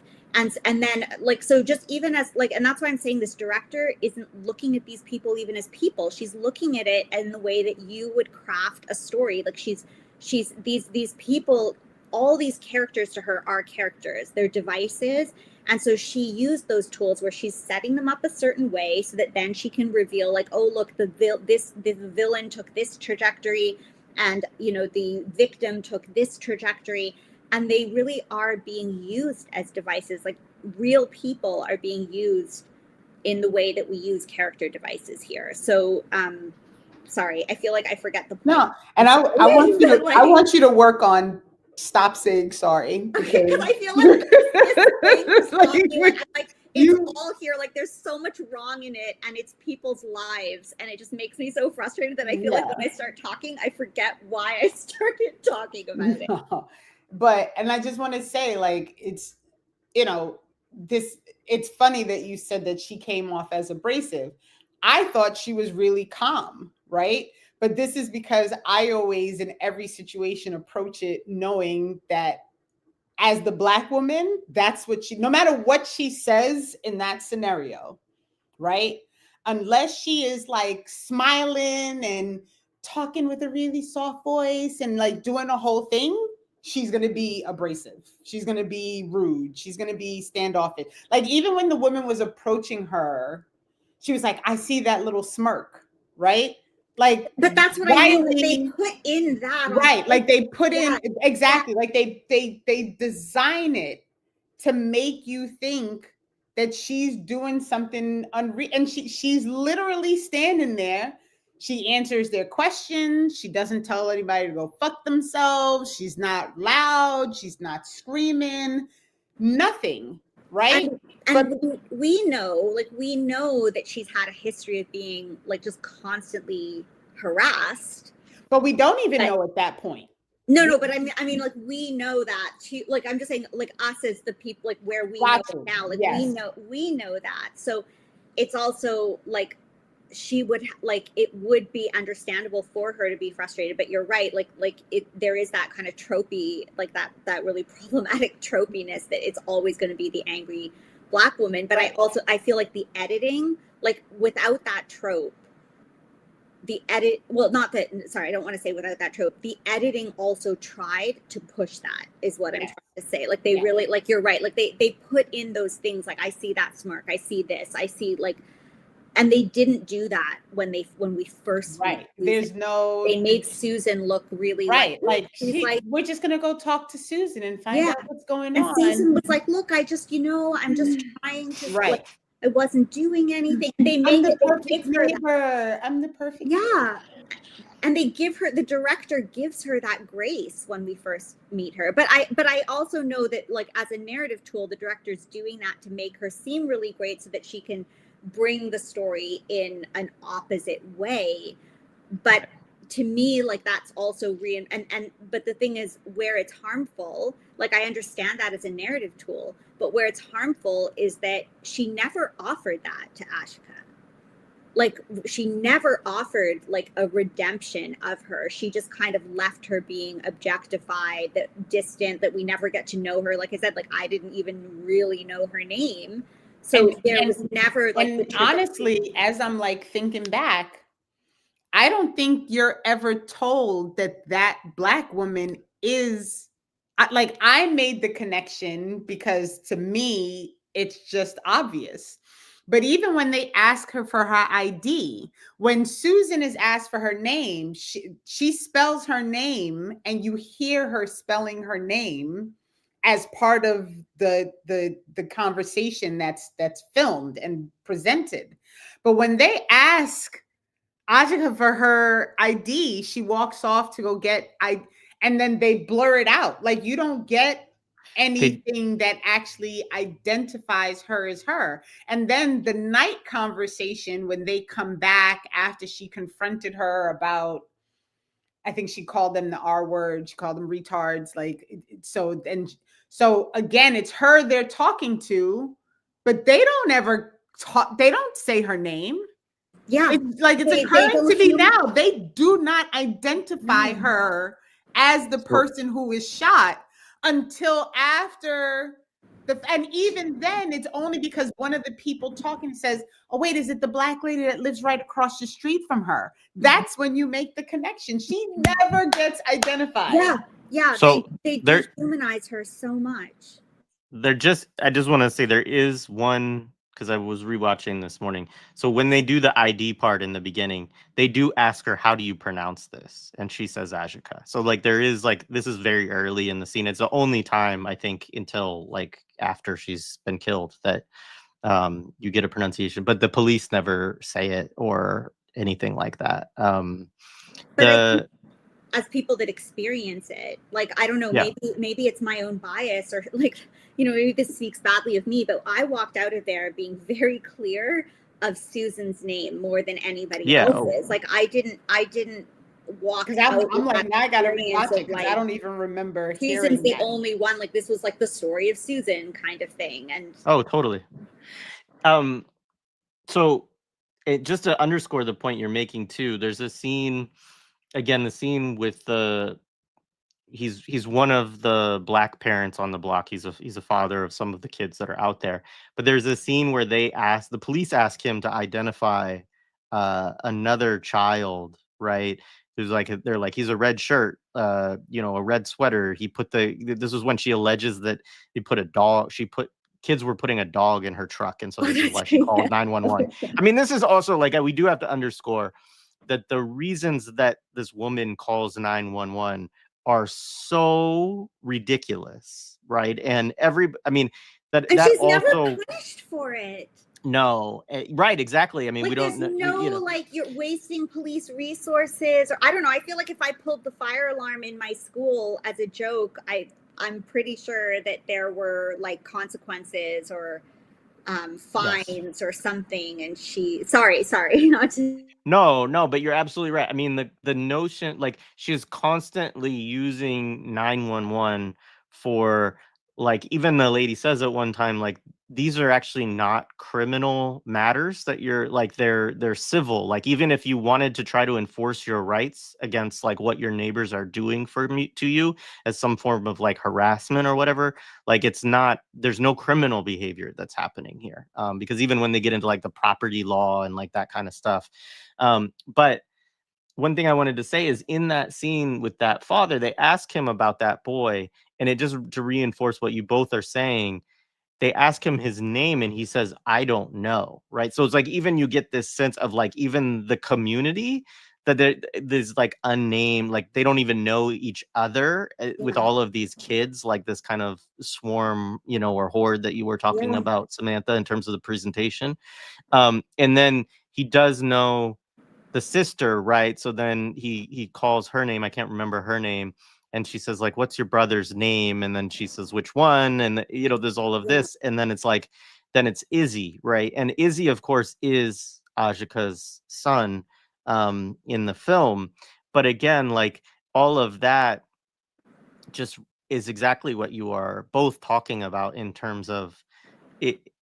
You're totally right in terms of, there's just not even really even the police officers don't really care to get to know these people clearly, right? They're just having these conversations for kind of investigatory purposes because they've been called out.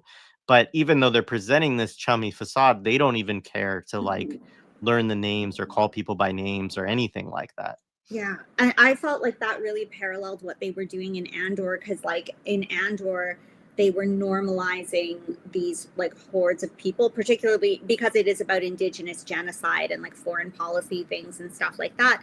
They were just constantly normalizing these horde groups. So even when you get to the Gorman genocide in Andor, they like, because they were building like you know, just these kind of just other, like they're just othered groups of people. We see that with the indigenous children. We see that then with the indigenous community that gets to that does that pilgrimage when they were going to do the heist.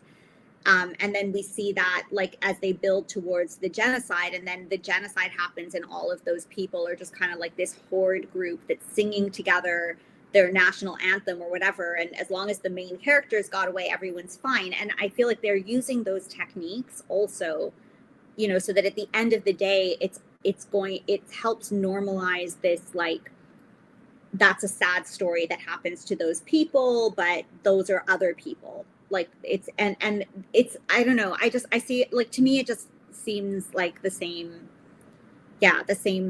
strategies. And I just like, and they're you know, like what Renee was saying before, like there are months in between the selected, you know, which body camera instances that they chose to use. So it's like, why did they choose them? Because most of the time when the cops were coming back, these were like all the same kind of complaints. It was always her just being ridiculous, like they're playing on my yard. So there must have been 70 cases at least that of her calling in a complaint because the kids were playing on her yard that they didn't use. So why did they use these ones? Because Susan's behavior probably wouldn't have changed. So it was a question of like, what are we getting from the community that helps curate the I don't know if I'm making sense, but to help curate the narrative that we want, because Susan would have been consistent probably through all of them. Like she seemed to show the same, you know, Karen, Susan, like consistency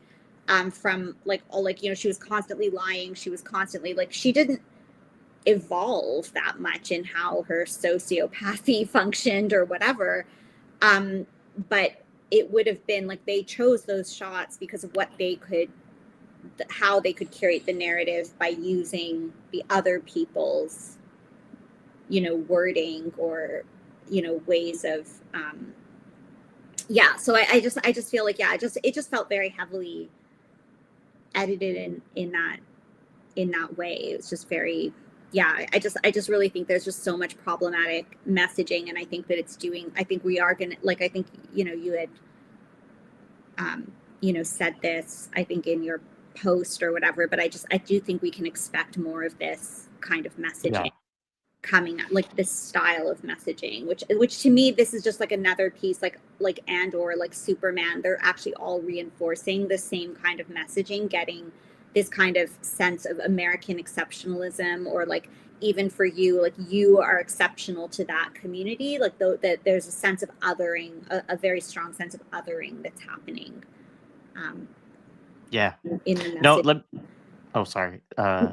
Let me, so something came up in the chat, which is what I was responding to, which I can't see the chat, so you know, it's all good. I didn't know this. So I first I said no, because they're not related like directly, but then I did Google it, and there is a relationship which is important to name. So the director is personally connected. So it's not related, but her sister-in-law, it's supposedly it's her sister-in-law's best friend, right? So they cite this as motivation for wanting to make this movie, is that they were personally moved by this story of friend. Because I did watch the director talk about the relationship.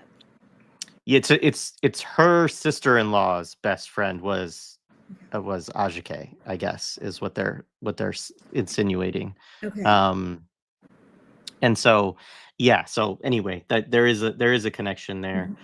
One quote from the film that I had to bring up because it just stood out to me again, and one of the reasons why this is one of the reasons to me why this film, why there, not that there's questions for me about whether it's Copaganda, because I definitely feel like it's Copaganda, but one of the ways in which it's kind of, there's these stylistic aspects of it that feel a little bit different than more traditional forms of propaganda, you know.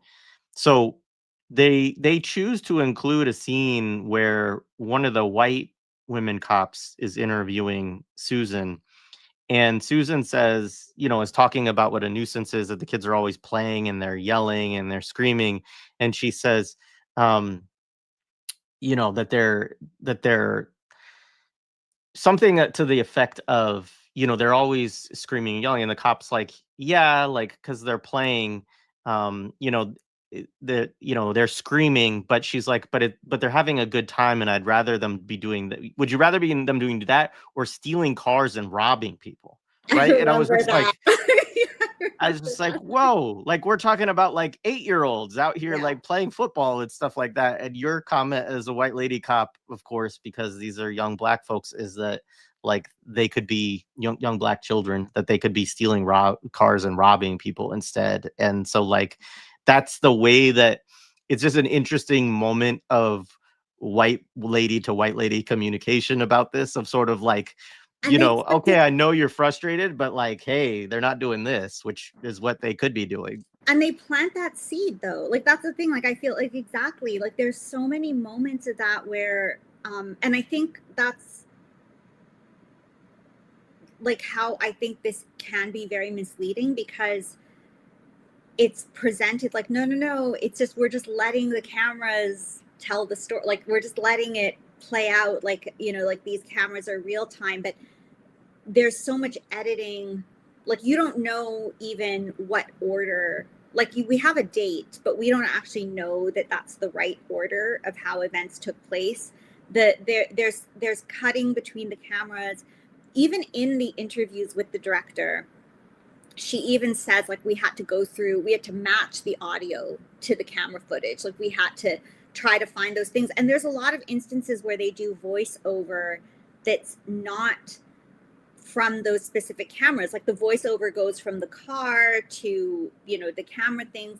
So there's a lot of like curating and editing that's happening that is sort of glossed over, and I think being assumed as or presented in a way that they trust that the audience will assume that that is just how the footage goes. But like when you're on the editing side, and I'm sure anyone that's edited even a video that you put up on like social or something, like you really can like go in and like really go through and review and, you know, pick out what you're going to show. And on these kind of productions, especially with studios like Netflix, like things that come up, even like the smallest things are constantly being questioned of like, could this be taken wrong, or could this be like, so to leave something like that in, to me, feels very purposeful, like because that kind of stuff,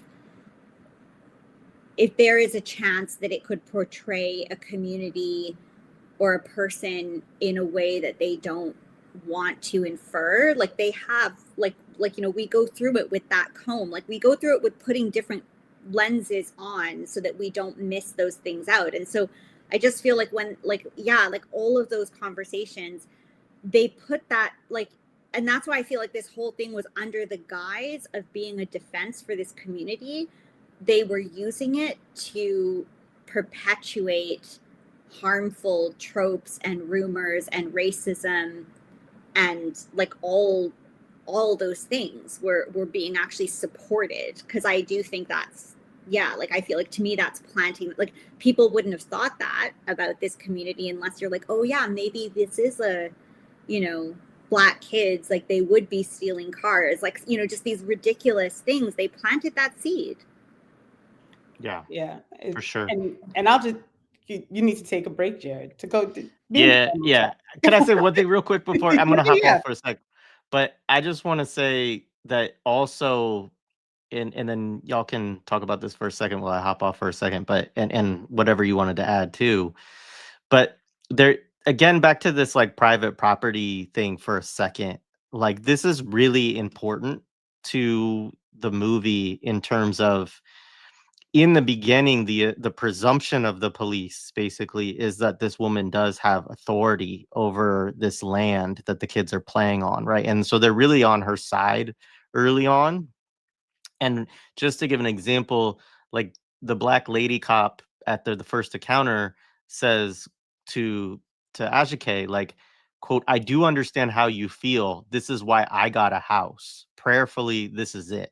Right? Meaning like Right. you're Right. dealing with this annoying ass white lady, but like it's because you're renting on a small plot of land and your kids don't have a place to play in a backyard that you have legal jurisdiction over, and she does. And then they realize later on as they investigate that she actually doesn't, which is really like is so important to this movie, right? Because I think also as we get to it later on, I don't know how this goes if this woman is the property owner in even in a legal kind of sense. Like I feel like a lot of the way that this tracks over time is also because all of these people are renters.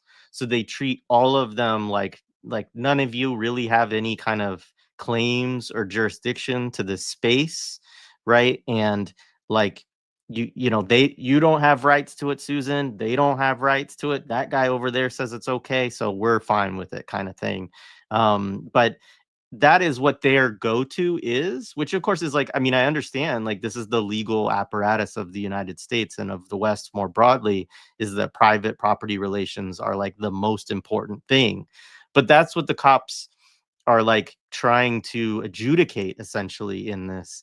And once they realize that it doesn't really factor into what's going on, then it's kind of like a free for all, right? In a certain way where they're just like, okay, we'll go out when we're called, but we're not going to do anything because none of these people own land. Which is interesting that you say that though, because I feel like all of these issues, including how they position the police, they're never addressing. Like this documentary purposely evades addressing systemic problems, and Absolutely. like Absolutely. it just, and as soon as if it gets into that realm of like, oh, to address this would mean addressing like spotlighting a systemic issue, then Right. they just kind of turn the corner kind of Right, thing, or like let's move on. Yeah, right. And I just, I was, and I'm sorry, I had to take a phone call. okay, since everyone else on break, I'll take a break when Jared gets back to get some I was but I was listening, and I had a note about them saying the thing about like they could be out robbing, like stealing cars and stuff too, and like really wanting people to understand these are children. Like later on, yes, they're older kids that they're talking to when this is happening. But when this first starts, she's talking about little kids. Like these kids are like, they're all like under 10. They're like little kids. So what is this like? They could be out robbing and stealing cars. What are you talking about? Like they can't even drive. Like what are we doing? Yeah, like the boy can't even pick up the dog to put it in the truck. Right. Like, but they use, that's the thing, like it's, I don't know, like to me it just has all those contradictions that these, like I keep going back to the Blockbuster thing, but I'm like, it's the same, like it has all the same contradictions. Like they mention that with the little boy, but it's always used in a way to show like it's the little boy thing not being able to lift the dog is to start showing how Susan is like exceptionally not, well, and again, like exceptionalizing her, like making a mockery of it or whatever, but it's not used in the sense of like dispelling that idea that the like, like just to say those things, and they just leave it hanging in the air. And that's why I just feel like this film to me was made like and I mean, I don't know, I can't speak for the director, but going back to like the director's personal relationship with this, the director's alluded to that in several interviews, but the way that the ones that I watched, the way that she alludes to it is that was the reason that this story came to her attention. But I don't know if there was like a best friend thing or not. So my understanding is her husband is related to a woman who knew AJ. Yeah, that's what my understanding. Yeah, and so, but how close? It's very, very loosey goosey. We don't really have any of those details, and it just says a relative. So we don't know if That's exactly. like if it's somebody he talks to all the time, or if it's like some distant cousin who is like, oh, well, your second cousin, or my brother's cousin's son does documentaries, and you should call him, right? Like I watched only a couple interviews, and in both of them, that's sort of how she kind of like left it very vague, and she only said that's how the story came to our attention.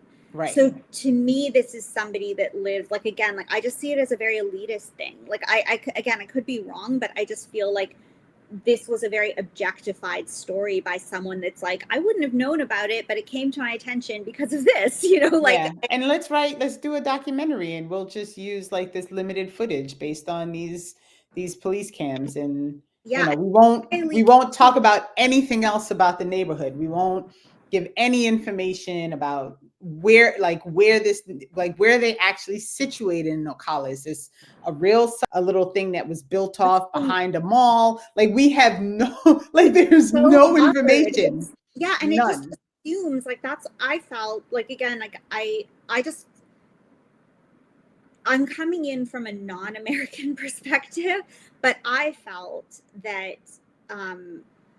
you know, to me, it just really reminded me of how, like, this way that the news media just talks about people in the world. Like they're just like, those people there just have those kind of problems. And it just felt like it's one of those communities, these generic problematic, you know, communities where it's like, yeah, they can't, yep. Like, it's a poor community, so of course there must be crime. Like, you know, like just very, right. Like it felt to me, it was very much speaking to an elitist audience, speaking to the kind of people that they want voting for them at the Oscars, like seeing like, oh, this is a very like real film, you know, like a, I don't know. So it just, everyone just felt, like I said, like I felt like the way it was curated, edited, the way that the characters were set up, like I can't help but call them characters, not people, because they just used all the narrative tools. Like it was so objectified as like in the way that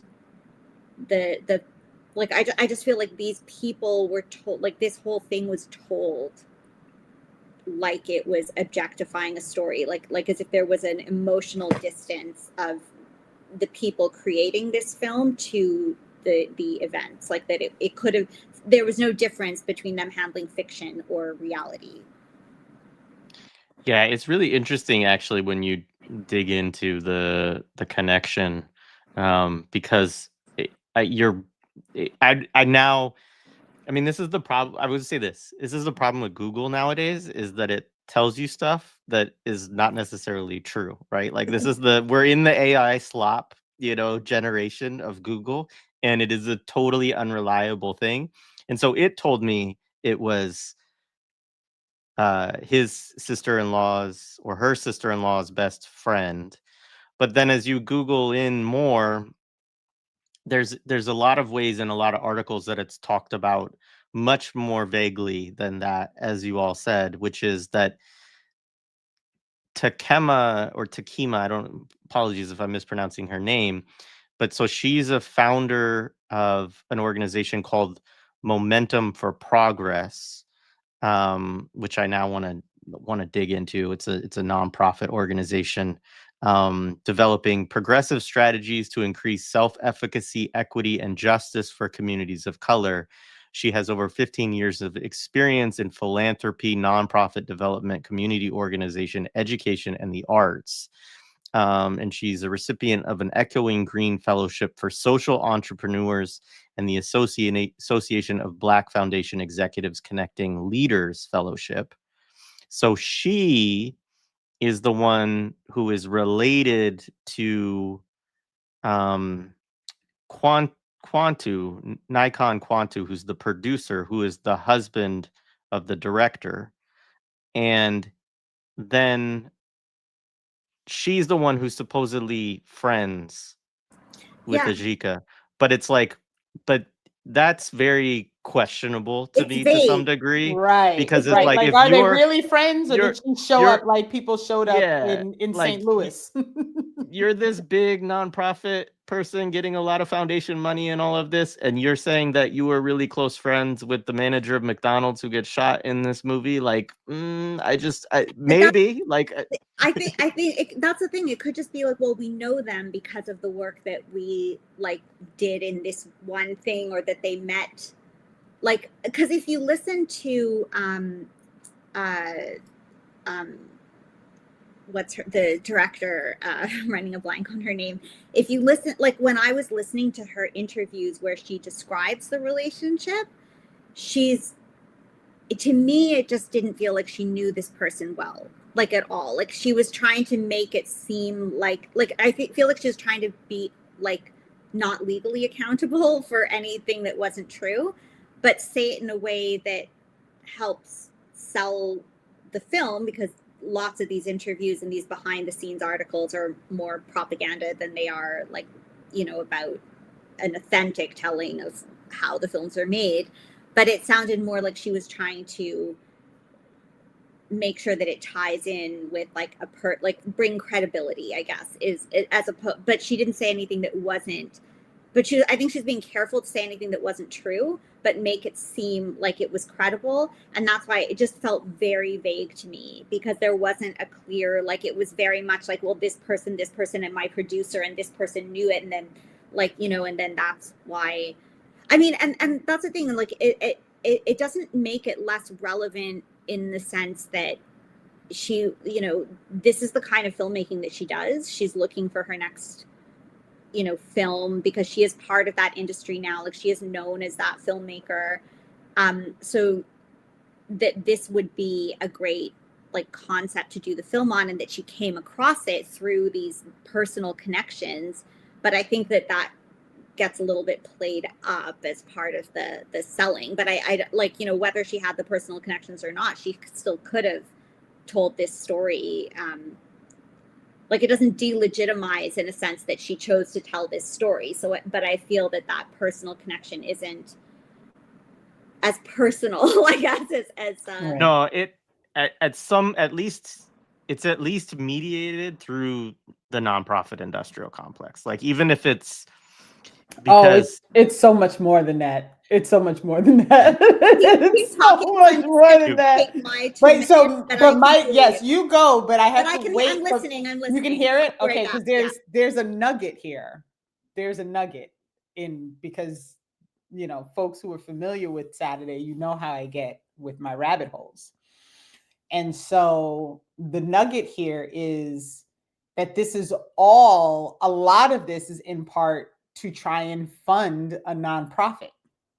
So the documentary, the article that I dropped in our chat is an article that's presented by Netflix that talks about why is this thing being done, and what's the takeaway, which is a really good question. Like, what are you supposed to walk away from this documentary understanding? I have no idea. Like, I honestly don't know, like, what the point, like, what is the point outside of watching these interactions between cops and the people in this community? Well, yeah, I mean, the point is to, I mean, make money for one thing, but for Netflix, right? But also, like, I mean, this is, yeah. So I actually ran into this article as well, because this article is one of the top searches you're gonna get on Google anytime you search for anything related to this movie. It is put out by a platform that when you see it, it has the Netflix logo actually like affixed to it on a search result. Right. It's called Tudum. I don't even know how you pronounce that fake word. Yeah. But by Netflix, right? So it's like their own in-house, film journalism, supposedly, right. like review, whatever. Like, we're reviewing the movie that we just put out, right, to tell you what we think about it. It's our own, and then it has this hot, this like little click thing at the bottom that you all see of like, hey, you want to go to the deep dive to look at The Perfect Neighbor uses revolutionary camera work to expose a chilling crime, which is also like, it's not camera work, it's fucking body cams, right? Like, you And weren't out there right, like and taking those shots. they don't expose the crime, because the one thing you don't get is what happened. Like, you don't even get a clear understanding of what happened when AJ got shot. Like, you don't get that information. It's all through the door cam, which we didn't even get into. The whole, like, part of this is also these doorbell cameras that people put on their houses, thinking like, you know, it's going to make their life convenient, and all it's doing is adding to the surveillance that the police use in a neighborhood. But, you know, like, there's also that part of it, right? And so there is obviously, and then there's also clips of Susan, who is spying on the children. I'm like, is anyone gonna comment on how creepy it is that this old white lady is like filming the children on her phone, like sneaking, trying to like side and film? Like, what in the hell is just happening? But in that article, they lay out the connection between the young lady and the husband, their relatives, quote unquote. But they also lay out this foundation that they've started, and they're very clear that one of the things, like one of their calls to action, is that you go support this foundation. And so I went to figure out what this foundation is. And so it's a foundation in name. It's not really a nonprofit. It's basically a fund that has the name, that is being supported by another really big nonprofit. That really big nonprofit is the Washington, hold on, let's make sure we give you all the right name here. I just It's feel called, like because listen, when I tell you I fell down a whole rabbit hole last night, and I was like, damn it, I should have known. This is why you all didn't get an email, because I was digging. The George Washington Family Foundation. It is the Greater Washington Community Foundation, right? And the Greater Washington Community Foundation is this massive foundation of funders, where they just collect money, and then they give out grants, and they fund these people who want to start funds, and they teach you how to maintain your fund, and they teach you how to fund your fund. And then they have all these projects that they're working on, that they're collecting money for. And, you know, we're doing all these things. They're working with the government, they're working in engineering, they're working with the war crimes, they're working with all the things. They're doing they have this big campaign for homelessness that is supported by, you guessed it, the liberal Zionists. There's 3 of them on the list. They're, between the 3 of them, they're paying ADL, they're paying Israel. They think that, you know, like, Israel and Palestine can live together. So it all ties back, as always, to fucking imperialism. Like, I can't even. it's like, and I think that's the takeaway, because I think, like, for people, you know, like what you were saying, when you're like, what am I supposed to walk away with this? It's not for people. It's like not for you, Renee. It's not for you. It's for the people that they are going to get the money from to do, like, you know, it's for the people that are the settler colony people that want to support, like, you know, that this is where they'll put their money, instead of like advocating for change or restructuring things. They're just gonna, any of the like, they're gonna be like, this was a horrible thing, and they'll feel like they're good people for supporting, you know, that.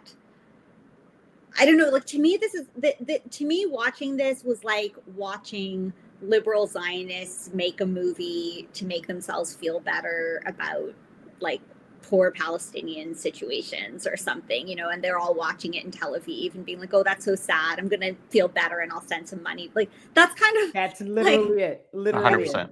And like 100%. What you 100%. were saying about the Netflix thing, I mean, this is kind of like when Trump and Elon Musk are like, Teslas are like the best cars ever, and everyone's like, yeah, well, Trump and Elon Musk said it, so it must be true. It's like these kind of but that is what these film reviews are. But and I had one more comment to what you guys were saying, and then I'll be quiet.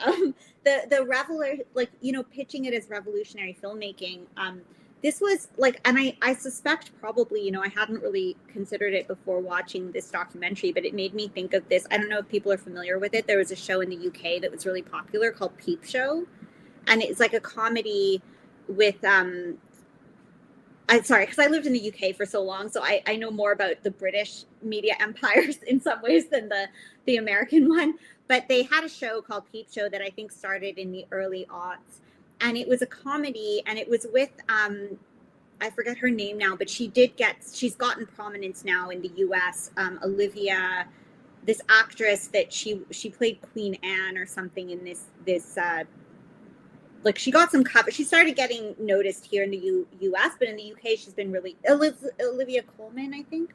But anyway, there's this show that it's a comedy show called Peep Show, and the whole point of the show was that there wasn't actually any third-party cameras. The whole show was like they had cameras on the actors' heads, and it was all about using that type of like normalizing basically surveillance cameras through, you know, a comedy, but it was the same thing as using body cam footage, but it was done like in a fiction thing, and it was considered very innovative for, you know, using that kind of cinematography or like, you know, whatever you want to call it. So even to sort of claim that this is like a new thing, these techniques have actually been like, even, I mean, not that anybody here needs convincing that this is innovative or anything, but like even these ideas have been you know, put into play, and maybe not as much in the US, or at least I haven't watched a lot of American Copaganda shows, but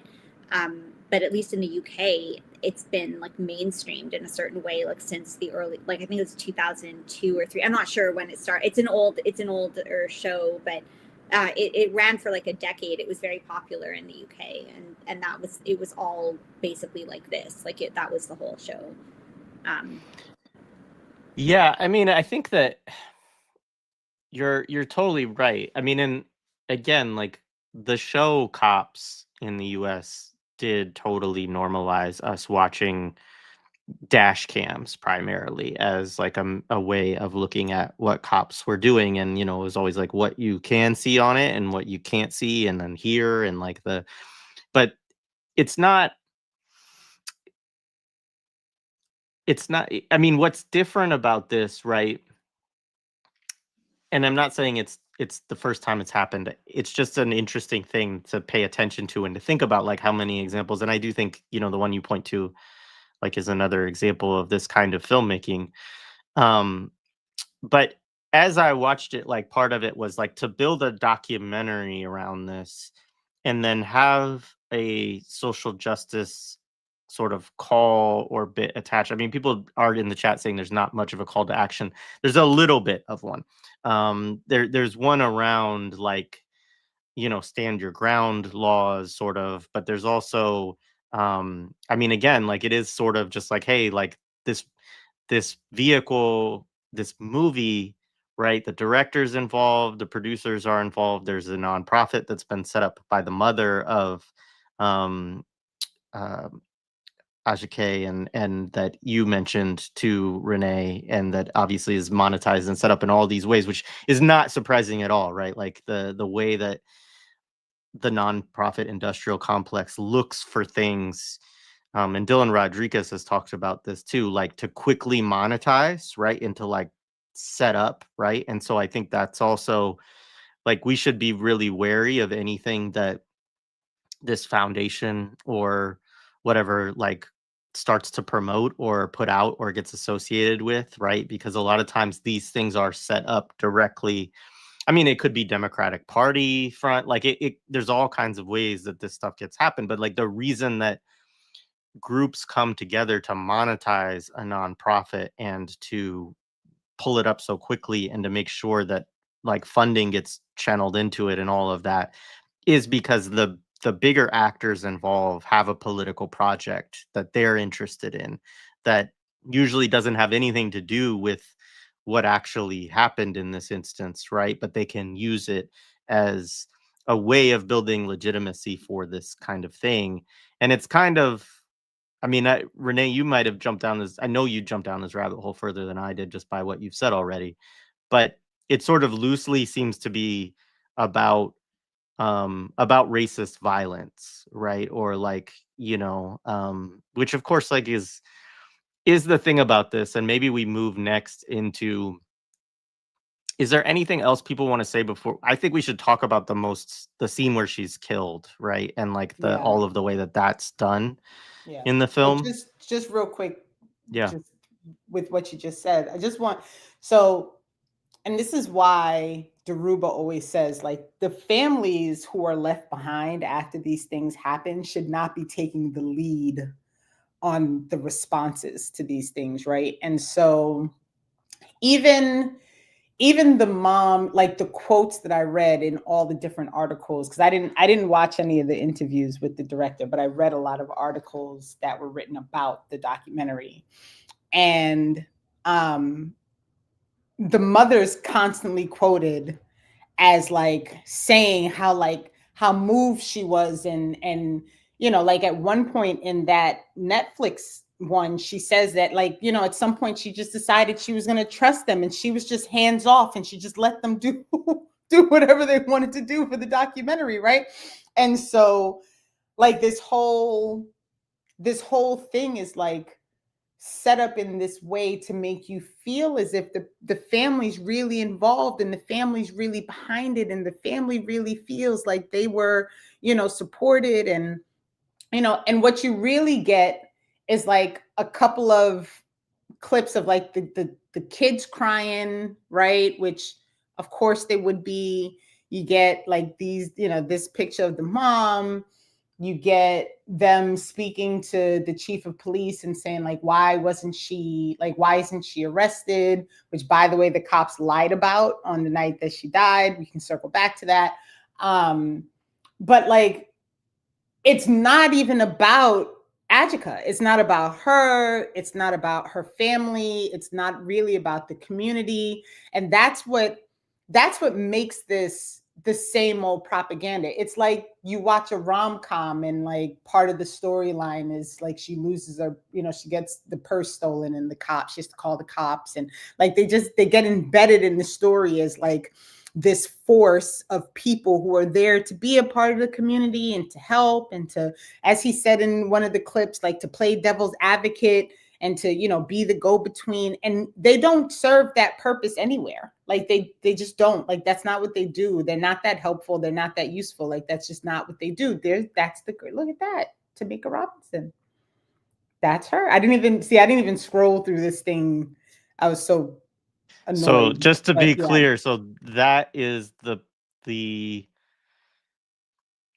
she's the sister-in-law of the producer of the film, and she is now has a role as she's on the team. Did they click on this? Let's see. She showed up earlier in this. She's the one who supposedly knew AJ. See, and this is one of the things this website is really interesting, right? Because it doesn't do like the typical nonprofit thing too. There's also not a clarity of like who's on the board. Well, they're not a nonprofit. They're a fund. Don't forget. And that's how they get around all of that. They are a fund. I mean, it seems like that's the thing that really bothers me, is the way that people's tragedies get used in this, like, because I feel like this was the same thing with the Hind Rajab film that all these people were getting excited about, and I have so many things to say about, like, as a Palestinian, I have so many things to say about that film, but like I just feel like, it's just really interesting to even see that page, that the mother's voice and like her quotes and endorsements are used to lend these women credibility for their work. Like, it's not about like the family or the mother. There's a distancing that's done in how that information is curated, and the mother's statements provide legitimacy to Netflix and to this fund, but she's not present at the same time. And these people are present, though. Like, we see their faces. We see like, oh, look at this great work that they're doing, and we knew them personally, and we did this. And it seems to be more about like, and that's kind of vibe that I'm getting with all of the narration around the director, like even that article that you brought up earlier, when it's like referring to her magical storytelling ability, it's all about like how great they are for putting this story together. And then the actual people that this happened to, the people whose lived experience it is, they're just there to to be in the background, to be the Ooga Booga people as I always think of them now. So dark, like it's just, you know, it's so gross that these stories, like, because it even like it sort of redirects like even your own, like even for me, it's like I know what's happening, and the takeaways that I'm getting from looking at this make me forget that there was a murder, that like a mother was killed in front of her children, and that this was someone's life, and that was a whole world. This person was a person that we don't even know anything really about her. Like all of those things are just pushed aside because we're focusing more on the idea that these amazing talents made this incredible film to show the world like the realities of lived experiences, but the actual lived experience is so marginalized. And I don't know if I'm explaining. Sense. And I think it's very disturbing. Wanted to go into that scene after the shooting anyway, so this is like a good. Yeah, and definitely, yeah, I think the shooting scene is good, and then definitely there's a lot to say on the post shooting experience after too. Just quickly, so yeah, I mean, so it is a fund, Renee, but like I went into the donate page and all of that, and they do claim to have a 501c3. It does claim to be a nonprofit. It's just fascinating, right? Because the board members, I'm trying to look all over that. There's no, like, a 501c3 has to have a board, right? And it's not listed who the board members of this fund are. The only two kind of public faces are Pamela Diaz, who actually I think also has a relationship here, and Robinson there. And I found some LinkedIn pages of some people who are among their employees, which is an interesting thing of itself. But I don't want to go. We could spend all day on that rabbit hole and get far away from the movies. But just to say, this is all very interesting. When they say we are a 501c3, I think they're referring to the Greater Washington. That's what I'm saying. Like, it could be. They are a fund that, like, when you go to the Greater Washington website, they list all of these funds that they are curating, and they are the 501c3. And when you make the donation, it goes to the Greater Washington. It doesn't go to them. It goes to the Greater Washington, who I assume is working also as their fiscal sponsor. Correct. So they take their cut, and then they give them whatever agreed upon balance is there. So, like, I think that's why they don't have to have a board, and that's why there wouldn't be any of that on the website, because they're not actually like a separate identity as a nonprofit. They are a fund that is supported by the Greater Washington. That's how I ended up down that freaking rabbit hole. That makes sense. Wild. Yeah. It's like the whole thing is wild. And I don't want people to think I'm being dismissive of Ajiake's mother's loss, right? I want to believe that for her, she's trying to do this thing because she lost her child, right? Like, she's trying to figure out, like, how do I do something so that this is not someone else's experience? Because I feel like that's what people do. Like, they get motivated by whatever experience they had that makes them think, like, I have to do something, right? And then you get pulled into all these different things by shitty people who don't really care about your child. They don't really care about your community. They don't really care about racist police violence. They don't really care about the systemic issue. They don't care about any of that stuff. They care about figuring out, how did we make money off of this thing, right? Like, that's what they care about. And it's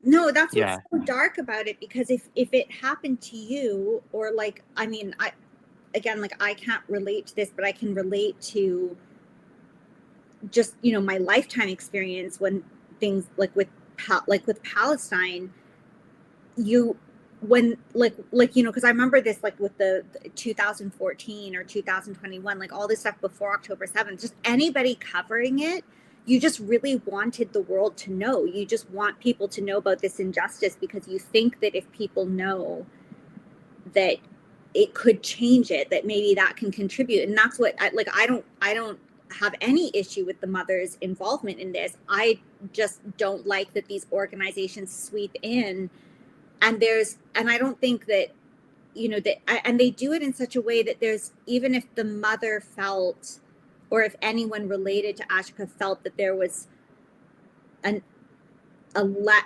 a not perfect representation or something, it's still better than the ignoring that they would have gotten, or it's positioned in a way where they can't really criticize it because everything is sort of done like you know, like the mother can't go and strategically say, why aren't you using my voice or my face somewhere, like why are you, like, you know, or like it's not done in a way that it's easy to point a finger at the way that they're using it. So it's like, I think for any people that are involved, it's just it's just the system is set up so badly. Like, what are you supposed to do? And it just avoids addressing that the system is the problem.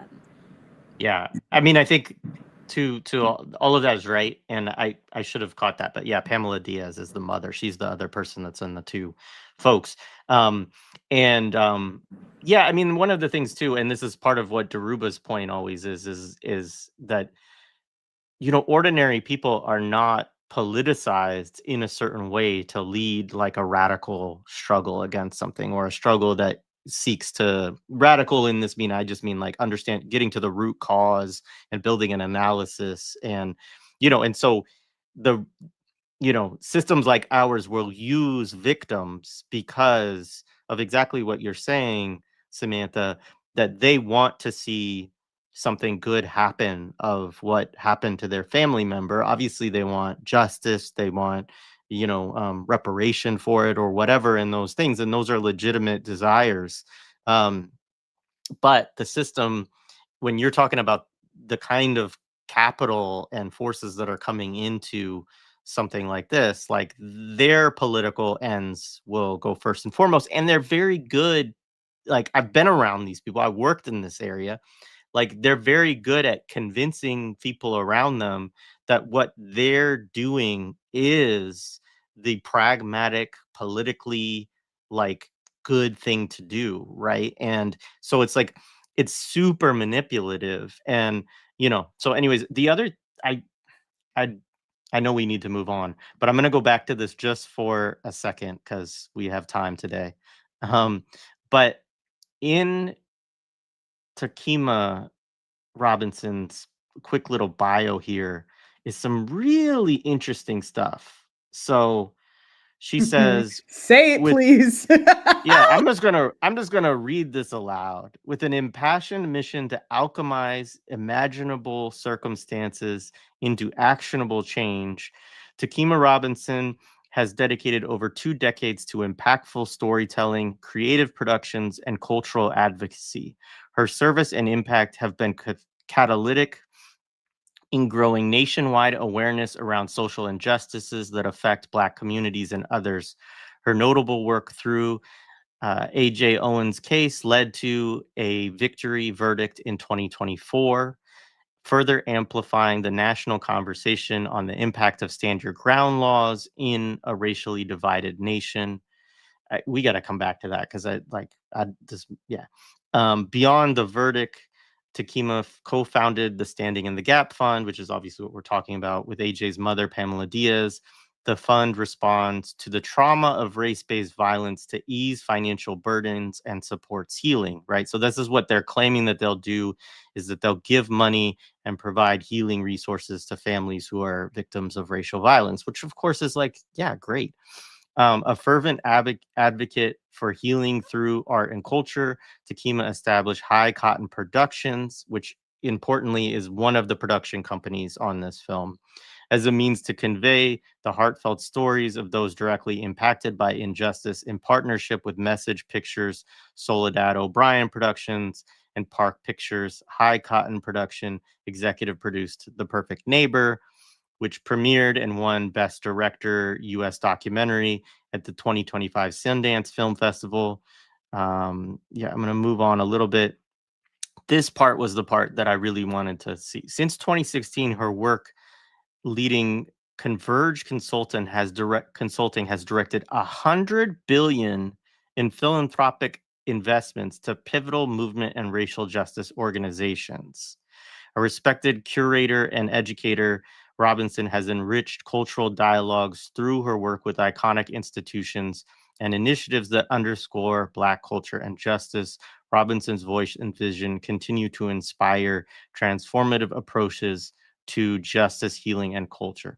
So mainly I wanted to read that because $100 billion directed is a lot, obviously. Like, we're talking about a massive amount of money that this woman is in relation to, right? Like, so what does that mean? Like, it means that she's in like the nonprofit development world, right? Or consulting, like, and so she's a broker essentially, with very, very, very wealthy people around these kinds of initiatives.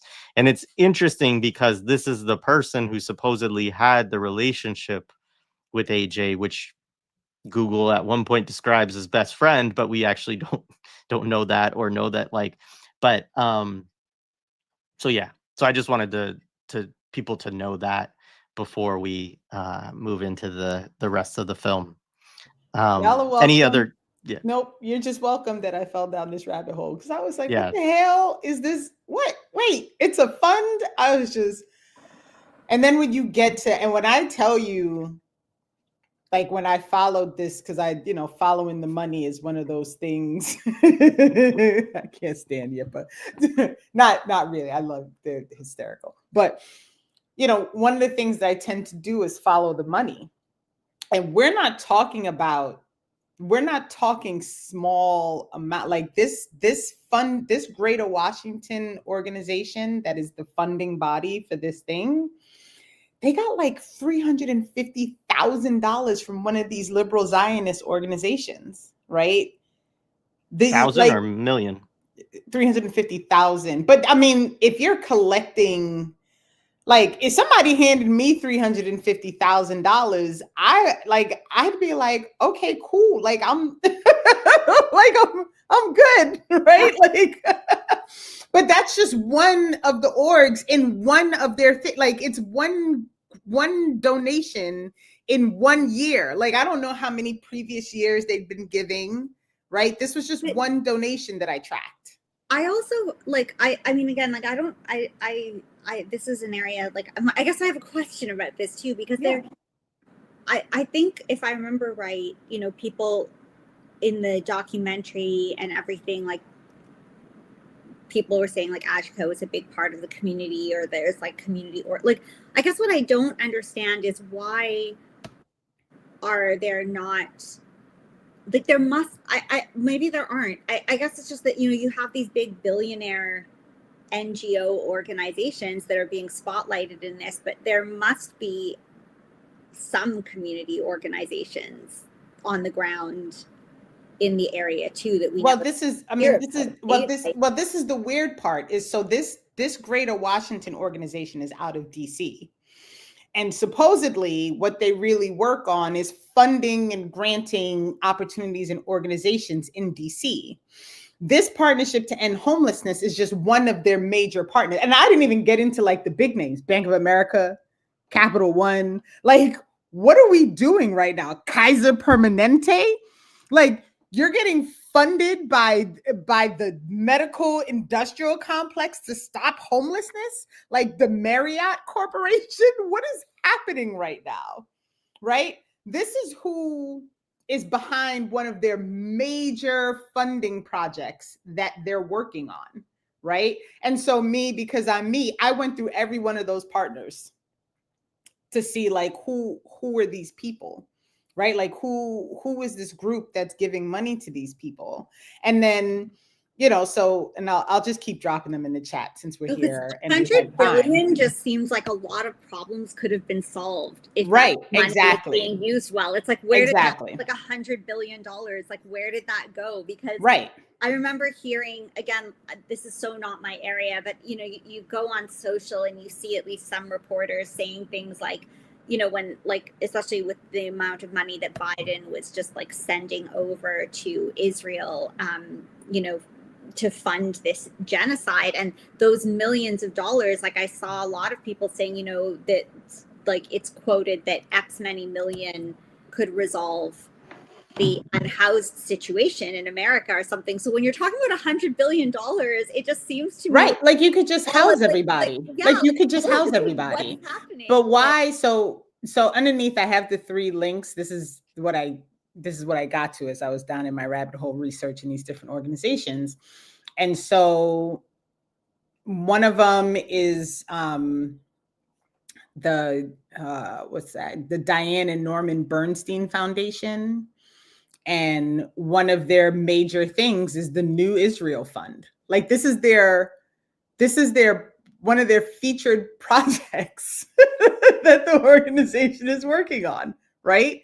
Is like, how do we cultivate a robust foundation to share, like, and then when you look, it's all liberal Zionism, right? Like, how do we get the and they call, this is what drives me nuts. And I'm sorry, Samantha. I'm just you know, I'm so glad you're bringing all this. When you read these things and they say things like, we want to work with the Arabs of Israel, and it's an intentional naming to pretend like Palestinians are not people. Yeah, it's right. Like if we're skirting over that they're Palestinians, right? So that's how you know these people are not about, like, so this is their big project, this Naomi, and like a shared society in Israel. And again, like all about these quote unquote Arabs in Israel. Yeah.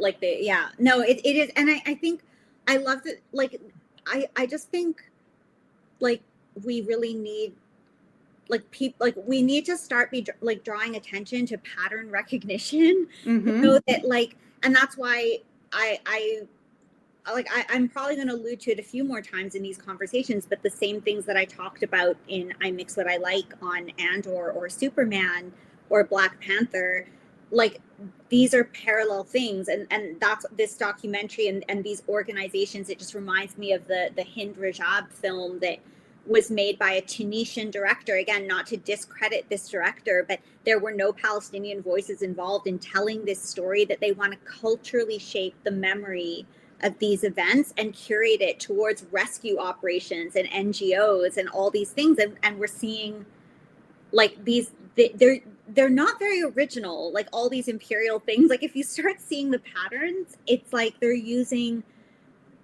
the same strategies. And yeah, anyway, so I'm glad that you brought all that up. And it's good. Yeah. And just very quickly, like the last one, I had to dig a little bit to figure out that they were giving money to the ADL, right? Like, because it's not super clear, like, you know, what is going on here, but you know, they gave to it was because I noticed that they were one of the major funders for the new Jewish museum that opened in DC.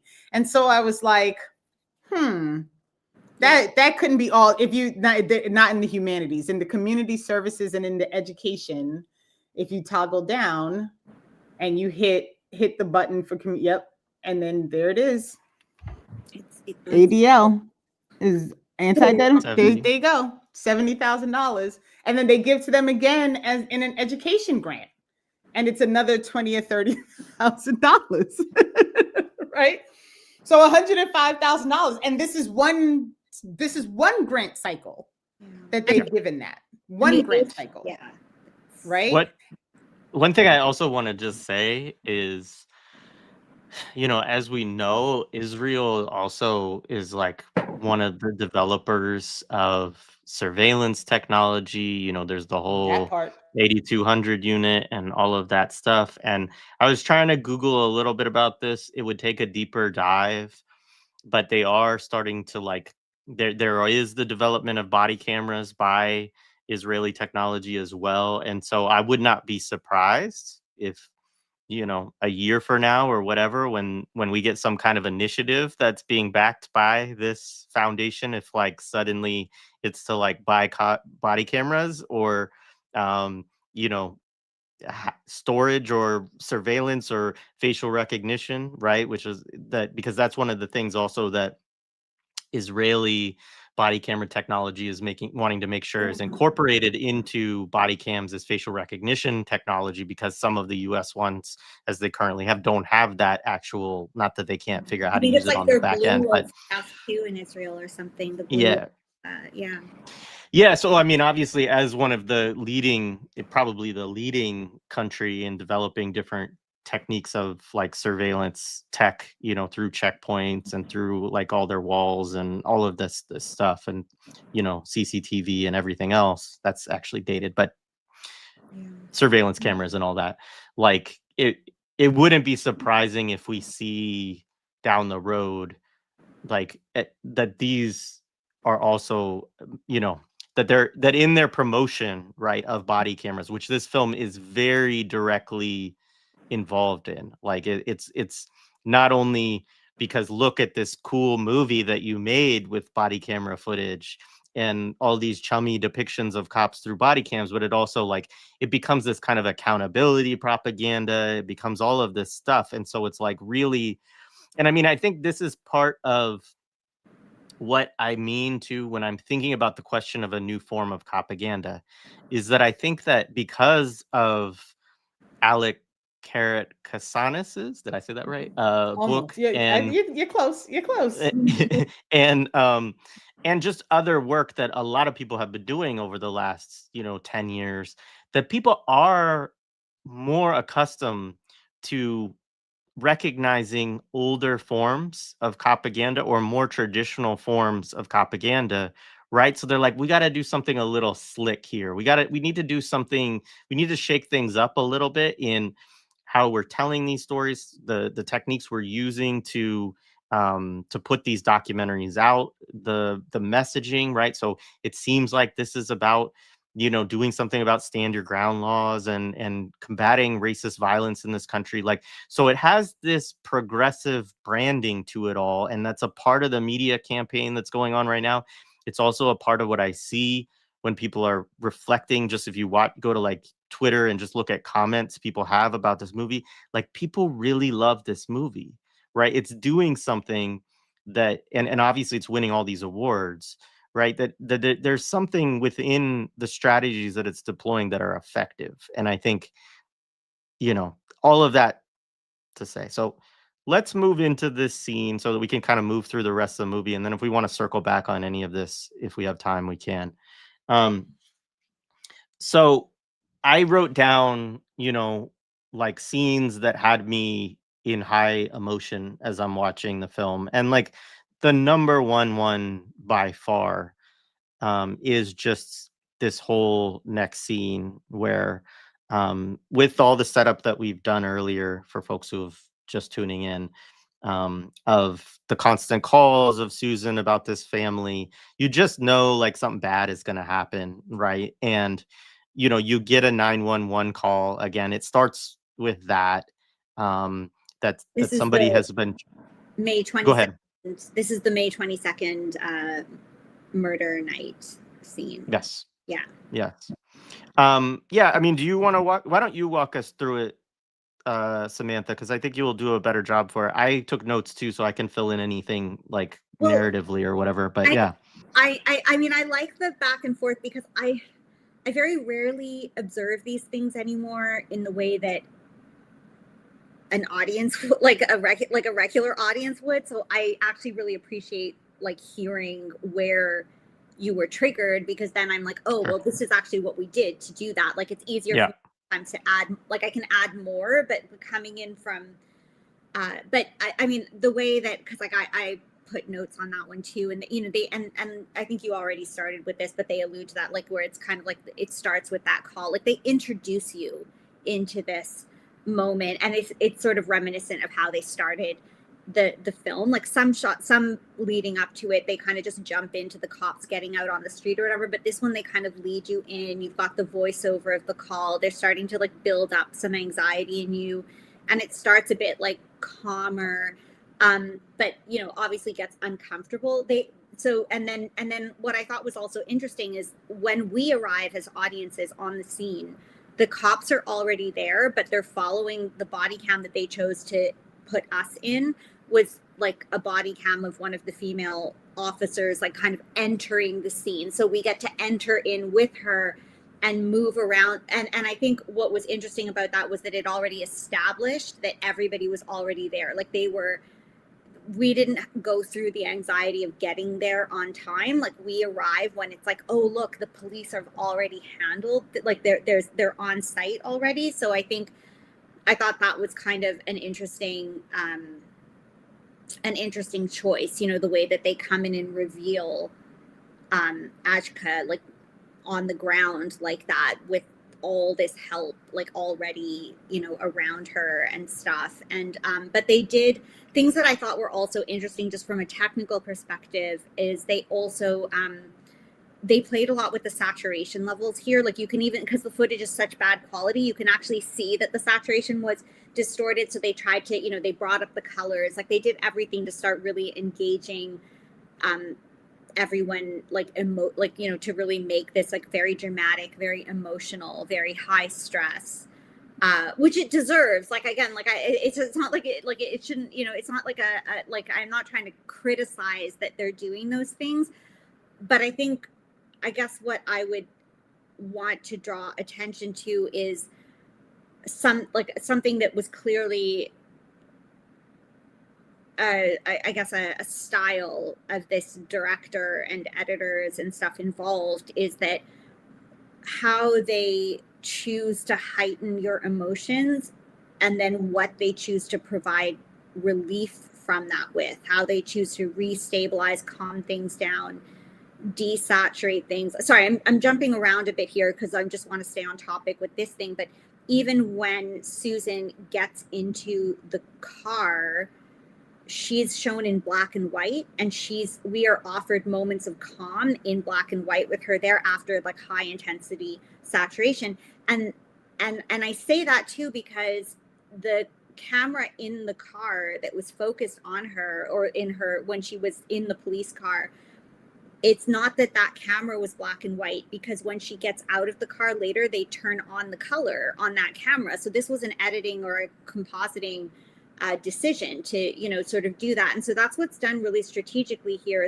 is how they're trying to control like our subconscious, like, you know, which I think obviously was very effective because people are responding to this film in the way that they want people to respond to. But that whole sequence, the way that it was edited, the way that they chose where to put chaos and where not to, there were so many cops on that scene that like they had a lot of choice of what cameras they wanted to use and what information that they wanted to use. And like I said, like how they brought us into that shot was already very deliberate, because there were at least probably 20 cop cameras on site before the one that they brought the audience in with. And, you know, and like you were saying, like the way that they built it up, driving in there, hearing the voiceovers of the call, that we know that this is going to happen at some point. Like even if you've never seen this film before, we know that this is going to happen at some point in the film, and now we've arrived at this moment. So it was very like, you know, like the audience already has that apprehension.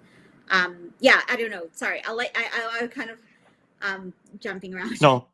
No, thank you. So I'm going to just share my notes. So, you know, you get they call the cops, you see the boy, like they show a video of Izzy, her son, like banging on doors to get someone to call 911 saying that, you know, my mom's been shot. And you know, I didn't make notes about it, but I noticed, of course, the music come in at this moment. It's like very foreboding. Yeah. People are talking about it, you know, they watched it as like traumatic, and it's absolutely, I mean, it's like a super traumatic scene, you know, the whole thing. But then, yeah, you get the view from the front of the cop car, and you literally, like, what I wrote down is you literally embody the cop trying desperately to get to this woman, right? So Mhm. it's also like this intensity that you're building, like it really puts you in this mode of, as a watcher, Mhm. you're rooting for the police to get there as fast as possible, right? Which is, of course, again, as you said, like, it's totally understandable. Like, this is a horror, like, we it's it was predictable, Mhm. not even because they built it up, but just because of how all of these scenes with this woman constantly calling the cops. And there had been, we didn't even talk about it, but the kids had reported before that she was waving a pistol at them at different parts of this. Like, this woman, like, certainly could have been charged earlier on with, like, criminal menacing or things like this, um but you're in that, and you're like, you want the music, the everything, like, you want this cop car to get there as fast as possible. So, like, that was something I sensed in myself, right? Because obviously that's not my mode of moving through the world, usually, is to, like, be rooting for the cops to do anything, right? um but they get to her, as you said, there are a lot of people there, but one of the interesting things there that I noticed is that EMS is not there, fire department is not there, right? It's just cops. So again, this also puts this kind of, like, one, you're rooting for cops as, like, first aid, but there's a other side of this that I do think is weird, because they they I'm wondering if this is procedural, just to be clear, like, Yeah. because the they go in, as you say, and they go to Susan first. Like, so there's like one or two cops that are on the ground with AJ, like, kind of giving introductory first aid, but then you're not really clear what they're doing, because later on somebody says, "Oh, we should give her first aid now," and it's like, well, what the fuck have you been doing?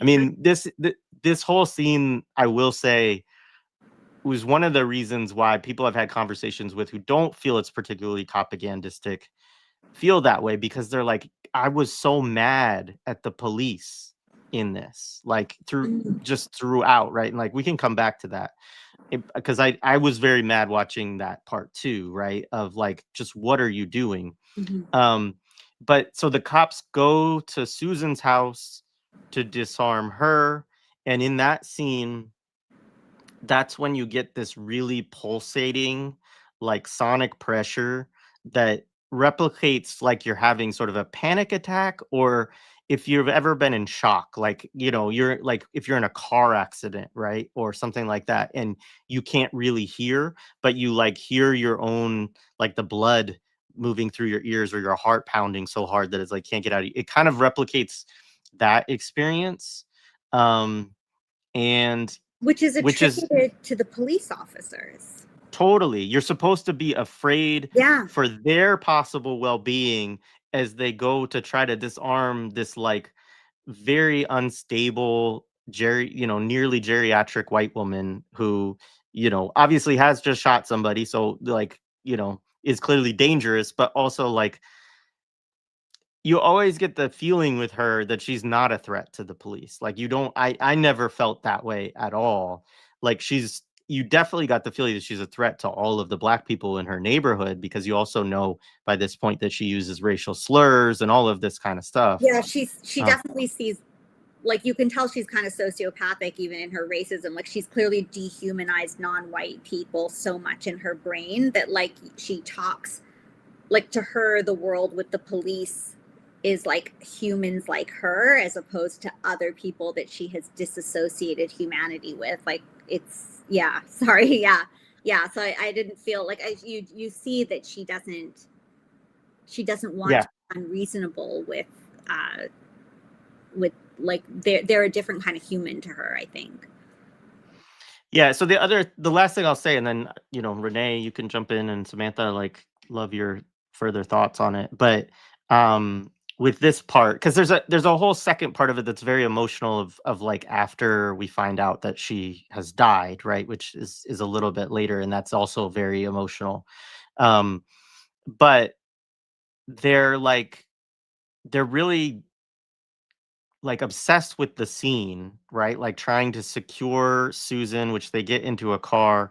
And then finally, when she's in the car, and they're clear to her that she's not being arrested, which I know, yeah, Renee already mentioned that, but that's something that we'll have to talk about. She's being detained, and the last thing I guess is that after they've cleared the space, then that's when you hear them kind of radioing of like, get EMS here kind of thing, which again, I was like, that I wasn't totally clear watching it of like, first of all, like, do they have a procedure?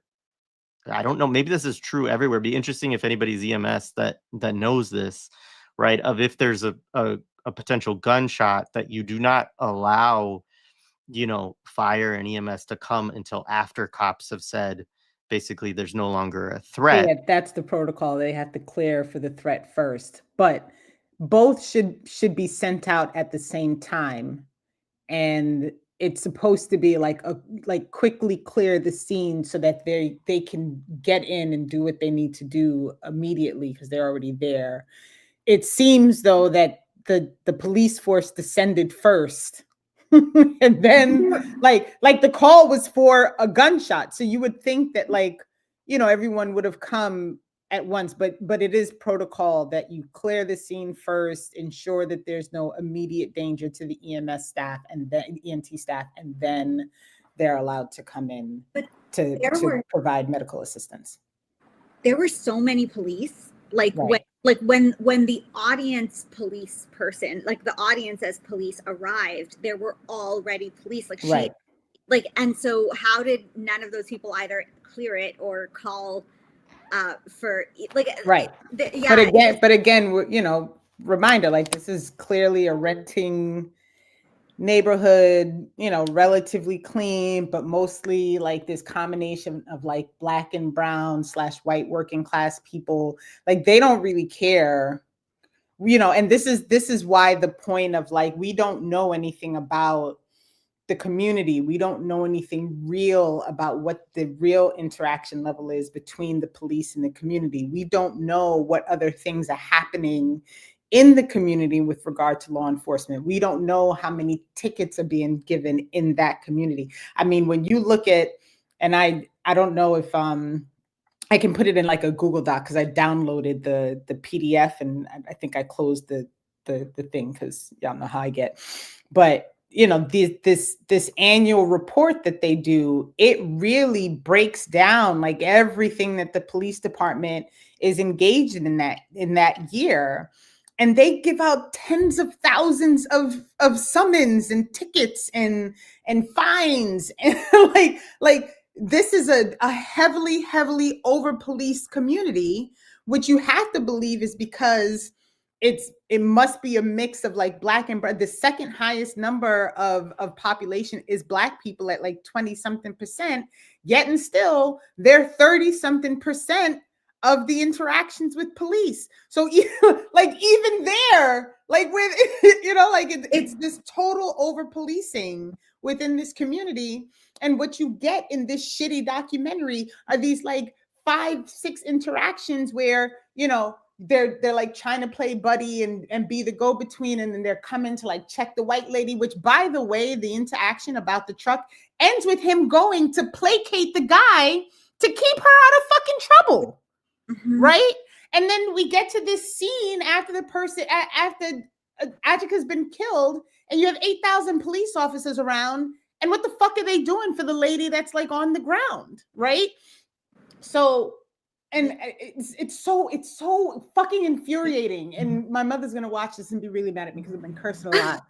Shout out Laura, because she gave me permission to curse whenever I want to. But like, it's absurd. Like, this whole thing is fucking absurd, right? Also, they made it so chaotic the way that they were editing it, probably also to obfuscate like the procedures or the procedural process.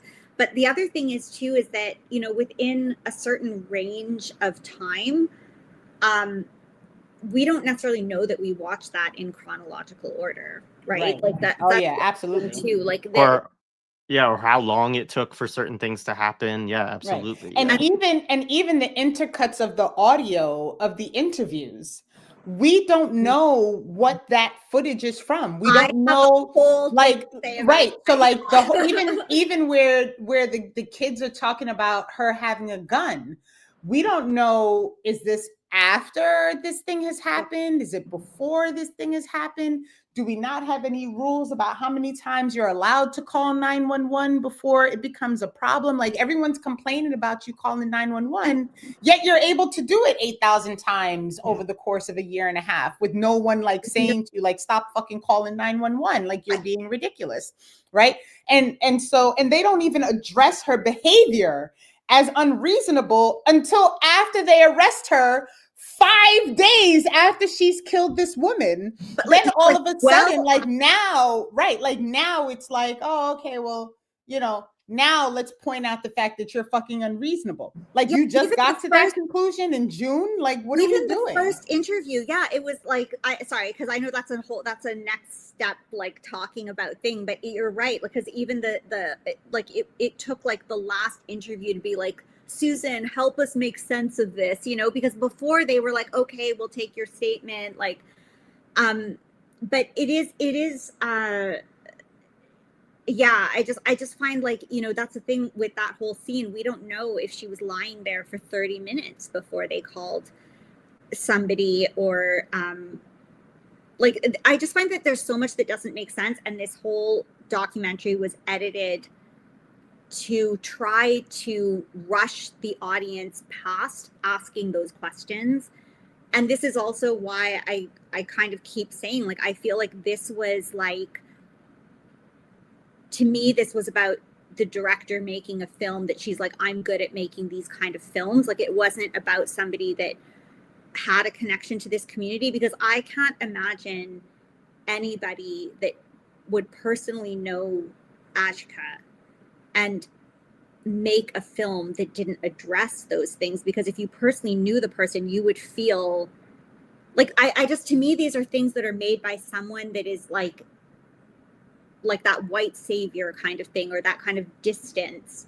Well, she's making it to make sure that she gets the, you know, the little accolade from the documentary people. Like, that's what it's about. That's what it's about. How do I set this up so that when the people who are making the judgment for who gets to you know, to screen at whatever the thing is, Sundance, you know, like, how do I make it so that it's moving for them, right? And they don't care about the Black woman who is probably just trying to live her life, right? And like enjoy her children and pay her bills and, you know, like all these things. Like, who cares about her, right? Because we don't know anything about her. We don't know her as the antagonist to Susan. Right. We don't know anything. We don't know how old she is. We don't know how long she's lived there. We don't know, you know, what her background is. We don't know anything about, like, really her family. Like I mentioned, like, we don't even find out that she's divorced until almost the end, when they call the ex-husband to bring someone in to take care of the kids. We don't know what that relationship was about. We don't know what the relationship is between the dad and the kids until that one moment where he's like, I love you, you love me, right? Like, you get this inkling. And then even throughout the day, it just occurred to me as I'm talking, like, throughout, like, the kids are blurred, right? Because, you know, you have to have permission from parents to have kids' faces in a documentary, and, you know, to do these things. So we don't know, like, are these kids who just came, you know, they all go to school, they actually live on another block, but they come over and they hang out. Like, we have very little information about anything. Yeah, they're not human. Right? They're not humans. Like, I always, when I see these things, I think of Samantha saying, like, the Ooga Booga people, right? It is the Ooga Booga people. Right? Like it's literally like, you know, there's these cast of characters that are just running around and creating havoc, and, you know, they're disturbing the peace, and she just wants to do her work. She works from home. Like, they're fucking kids. Leave them alone, right? Like, this whole, like, I live in a suburb, and sometimes I look outside and there's a brigade of fucking bikes going down the street, and they're screaming and yelling and playing music and cursing at each other and whatever. Like, okay, so they go down the street. I'm not going to bother you, right? And even this idea that, like, well, you know, when he talks to the first time, he's like, well, you know, like this little plot of, you know, this little plot of grass is yours. And if people are over there playing and you don't want them to play, like, you know, we would come back and we could arrest you for trespassing. And it's like, like, get the fuck out of here. Like, you have like a postage stamp size piece of grass. Like, what are we talking about right now? Right? And why is this one woman allowed to dictate what the entire fucking neighborhood is allowed to do? Like, what is happening? Yeah, and it I mean, just even like, not to go into these kind of details, but it did seem like later on it was like, you know, when it does get revealed that these are rental properties, it does start like kind of touching upon the fact that there is sort of like communal space almost of like that all, it's almost like these are houses on like a property that's shared, and like none of that's very clear, but yeah, it's just, it obfuscates so much. And the, like, I wanted to use that before when I was saying how they just like, you know, these are the same strategies. Like there's certain groups that are constantly ooga booga'd or whatever, like that's probably the best word for it. And it's not so much even that they're ooga booga'd to Susan, it's that this is what is, all of these films are made to naturalize that in us as the viewers, that even if you're a person that belongs to one of those communities, you watch enough of these, like the idea behind this and the psychology behind this is you watch enough of this kind of programming, this gets internalized in you as well. You know, that you think that you're an exception, but those communities are like ooga booga'd, even if it's your own community. Like that's the part that I just find, sorry, and I don't want to jump around to the end, but they did this through the whole thing, and even the post, like even in the grieving and in the suffering, it was ooga booga'd. And I like that you brought up those interviews, because that was one of the first things that I noticed too, was that when they do these voiceovers of the interviews, that we don't know what time frame these interviews were taking place in, and often those interviews where the voices overlaid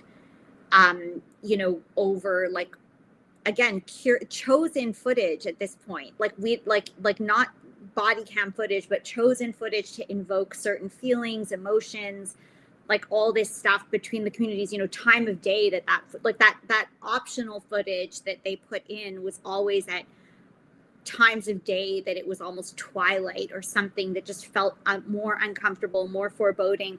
And then it reveals that these were deliberate choices, because we heard that these are all interviews with people, with the detective. And yet when Susan is being interviewed with the detective, we see her the whole time. There's no voiceover of her interviews. We sit there with her and we see, and that's another strategy, that like these people, these communities are ooga booga'd because we never see voices with the faces. The voices are always separated from their faces. And when there was the whole grieving thing and mourning, we see them grieving and we hear a different voiceover talking. There's no like, so that they're also like objectified and romanticized in that way, but that's not applied to Susan or even her family or anybody else that's talking. And that was another, like, again, that's a choice. That's a directing and editing choice. Yeah, sorry. Right. And Jared, I see you're about to pull up this question from ZZ Lion. So do you want to answer it first, and then, because I have a whole series of thoughts about this fucking horse shit too, and how it relates directly to the Copaganda. Right on. Yeah. Yeah. First of all, yeah, Samantha, also don't apologize either for whatever I know. Like, I just keep going, and I'm like, oh, no, I'm talking too you're long, not. You're not. so You're not. No, you're not. You're not talking longer than like any of us. So don't. I'm probably talking more than anybody. But so yeah, couple things from ZZ Lion. So first of all, thank you for the super chat. HBO is also coming out with an Asada film, which that's like the worst news I've ever heard in my life. Yeah, so anyway, thank you for the super chat, and sorry that you had to deliver that horrible news to me. But also they never give what might be the reason she was killed. So like we should backtrack and say this a little bit. So a couple of things contextually is that and this is one of the things, again, of why there's some nuance, which nuance is not a good thing. I'm not saying that, but like to how this plays out as propaganda, because the reality is that, again, she's called out so many times. The cops become very clear that she's full of shit, and this becomes more and more clear to them over time, and they more and more kind of placate her in terms of like, okay, we'll take your statement, ma'am, whatever, and then go to the other families and do the like, yeah, we're sorry, we know this lady's nuts, like whatever, like, and all of that, you're super frustrated because like on one end, visually and like through what you're seeing the cops be very chummy and friendly again with mostly black folks, because there are white folks in the neighborhood, but they're not as involved in most of these interactions with the police. Surprise. And the what I get frustrated, and other people, of course, and I'm sure Renee and you, Samantha, is like that they're doing nothing to resolve what is clearly like a ticking time bomb with this woman, with Susan, where you can see that she's escalating a pattern of behavior. She's coming up with more and more ridiculous claims that are seemingly always false of what the kids and their parents are doing to her. And you're now hearing that there's racial slurs used and that there's weapons being pulled out and all of this kind of stuff. And you kind of like, we can see where this is going. And yeah, so what ends up happening is that she reportedly throws a tablet that's one of the kids' tablets. I think it's maybe the younger brother's tablet. She throws a roller skate. She throws roller skates. Through a roller skate. But she That's took right. the iPad. She took the tablet and then she took his the tablet. Roller skates. Yeah. Yeah. So she takes a kid's tablet and she throws the roller skates at a kid, right? And so AJ comes out, as any parent would, like pissed. Like, why are you throwing stuff at my kids? Why are you taking their stuff, right? So she goes to knock on the door, and like you learn all of this after the fact, also, we should say, because it's like the shooting is what you see, and then they explain, and then there's like the whole investigation, which is why we haven't talked about it yet. There's a whole investigation that like gets to the police getting to the bottom, right, of like the real story that happened or whatever. But basically she goes and she knocks on her door and is like, come out, like, what are you doing, like whatever. We don't actually know what's said because this is not actually documented in it. It's just allegations back and forth. But what is clear from everybody is that she just shoots her through a locked door, right, and ends up being a shot that will kill her. And this was, again, part of my frustration too in that scene, is that I really got the feeling like if the cops weren't fucking around so much and whatnot, like she didn't have to die. She's alive when they arrive on the scene, right? And so she dies because she doesn't get to the hospital fast enough. Like that's ultimately what happens. And so anyways, I mean, this is a part of why also, like I said, it's conflicted, because it's a movie, I think, that can also make you hate police just as much as you do live, even as you might. But it's definitely encouraging you to side with them, and we'll talk about that in more ways too. This is why it's propaganda, though. This is why it's typical propaganda, because you should never feel like the cops would have done anything differently. It is reinforcing an idea that police would normally come in and they would do something to address this before it gets to the point that someone is killed. The reality is cops don't fix problems. They've never fixed problems. They don't close cases. They don't adjust anything for the community. They don't create safe environments. They don't do any of that. So what happened is actually what always happens. So no one should be surprised. No one should be looking for anything different. Nobody should be expecting anything different.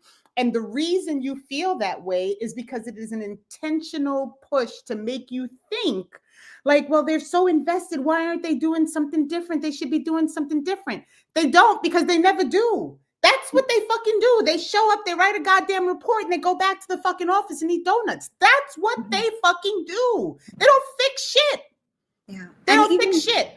Even for like in this group and this audience and everyone here that is critical, like we're like, well, we don't know what the procedure is. Like even that is giving them a lot of grace, right? When we're like, what is the procedure? And, you know, and stuff. And like but it's insane that the procedure is securing property over saving a life, right? But it's not, we're not made to think, like, I'm not as familiar with the situation in the US, you know, as both of you are, but like as someone just watching it and not even being as, you know, familiar as probably most people in the chat and Renee and Jared as you are, like I'm critical of those things, but as a spectator of the film, I feel like I wouldn't be asking those questions. Like I feel like it was curated that unless you're hypercritical already,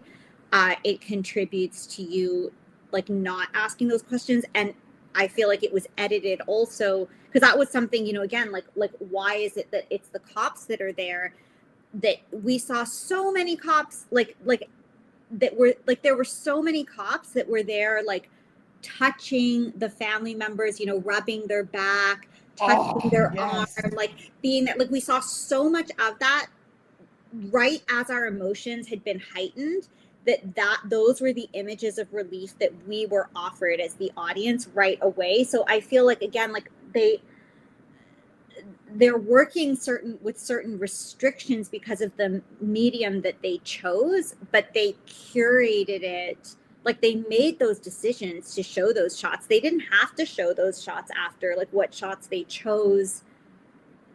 Like why, like when the family is grieving, why is there not, like, why is it that it's the cops that have to be present in all of these comforting moments, you know? I mean, I get that they're using the body cams, but like there were so many body cams that they could choose from, and they chose the ones that really like framed a cop in the middle of the shot, like touching the hand like rubbing the back of the child, which is also creepy. Yeah, like all of that. And they could have chosen different body cams, or they could have chosen the cop that was like touching the person. They could have chosen their body cam so that we saw like closer the grief on these children, but they didn't choose that. They chose to have cameras that were distant. Most of the times the children that were grieving were not facing the cameras, which again, it's normal if it's a body cam. So it's not like that's like a weird thing that they won't be crying looking at the police. But there were police that had body cams that were closer to these grieving children. And as an editor and a director, if you really wanted to prioritize that, maybe those would have been the footage choices that you would have made. But instead, they chose the ones that really showcase cops being supportive after the fact. So I thought those were just interesting choices of all the footage that they had. Yeah. I just want to say a couple things. I mean, Renee, you're absolutely right, and I agree with your comments on like why it is Copaganda. But I also wanted to say with it is that to what you were just saying, Samantha, is that part of what I'm talking about is that even as I watch it, right, that those are the things that I felt emotionally the film pulling me towards, right? Like I talk about like you want the cops to get there first. You're pissed off. Why are they clearing the scene when it's some old lady that they don't need to be worried about? They should be prioritizing getting this woman to the hospital. Like, of course, this is the way that it always goes. And we're not encouraged at all, even though I'm watching it critically, like critiquing, like, oh, in a better society, like this would be what happens, right? Like, you know, but what I'm saying is that you become, because you embody the police through the body cameras, because the music, you have their visual point plus the way that sonically all the techniques that they're using to like, even when the police officer might be a little bit stressed, like they want to make sure that you're stressed, or when they might be like, so then you get invested in this certain way. And even afterwards, like you get really invested in wanting this woman to go to prison too, right? Which is like another thing, which like I don't feel bad about wanting that, actually. Just to be clear for folks, I know some of the abolitionists on screen or in the chat may, but I'm fine with this woman going to prison personally. But but nonetheless, like that enticement is like what it is building towards, like very directly within the film. So again, it's like it's all about relegitimating or legitimating the criminal justice system, right, as something that can deliver justice, and ultimately does in this film, even though they acknowledge, and even the police acknowledge, right, these kids lost their mother, and this is something that you can't get back, right? And so like and because in the end, like what you just said is like the wrap up of what the intention is. That's always the intention. So that's why this is not new type of propaganda. Like you just explained exactly why this is not new propaganda. It is all they do is like, they just use a different format, right? well, that's what I mean. But the format didn't exist before, right? Like well, that's why it's new. I don't know. I feel like they could have told the same story by providing like clips of videos from other things. Like I don't know. I guess and listen, I could be just complaining just to fucking complain. In the end, this goddamn Copaganda, I don't know if it really fucking matters whether it's like a new version or an old version or the same version or whatever. Like in the end, it's still Copaganda, right? And you could very well be right. And maybe I need to just back off a little bit and recognize, like you just said, the reason it's new. It's because this shit didn't exist before. So you couldn't use body cam before. So therefore, like I think it's really interesting. Like, what, like we were saying before, it's important to remember, like, like bringing this, like just, talking about Israel providing like all of this equipment while like, under that idea of like surveilling the police or like all this stuff, while also being the place that is the originator of like cop cities, like by the paramilitary like camps that they've set up all this time in Palestine. And then this is what cop cities are modeled off of and how they train the cops. So they train the cops, they sell the surveillance stuff to surveil the cops or whatever. It's all like, I just feel like, coming from these backgrounds and making a film like this and it being awarded and given all this attention. I mean, that's the other thing, like as the average person, like when you go and see a movie and you love it or something, did you have an impact on whether or not it gets nominated for an Emmy? Like what's your relation to that? So like I also feel like people need to think about how, like, if this film is getting nominated and all these reviews, these nominations and platforming are coming from people that are also part of that apparatus to tell you that it's such a phenomenal film and it's going to get into these festivals and it's going to get these awards and these reviews. And so all of it is like, it's all part of an apparatus. It's not just some random person that was inspired to make a film that just took off, and it was so amazingly received. So yeah, like I just feel like all, like, and everything that you were saying, like they like, there's areas where we don't know if they had alternate footage, like in the interrogation room, but when they were on site, like we can see that there's other footage because we can see all of those cops talking to other people. So we can see that there was like mountains of footage that they could choose from. Right. And the fact that that's what they chose. And like, and there's other things too, like, if I were directing it, I know that I'd be hunting, like, because and they've confessed this. They've said that they had to spend a lot of hours like picking the right footage and all this stuff.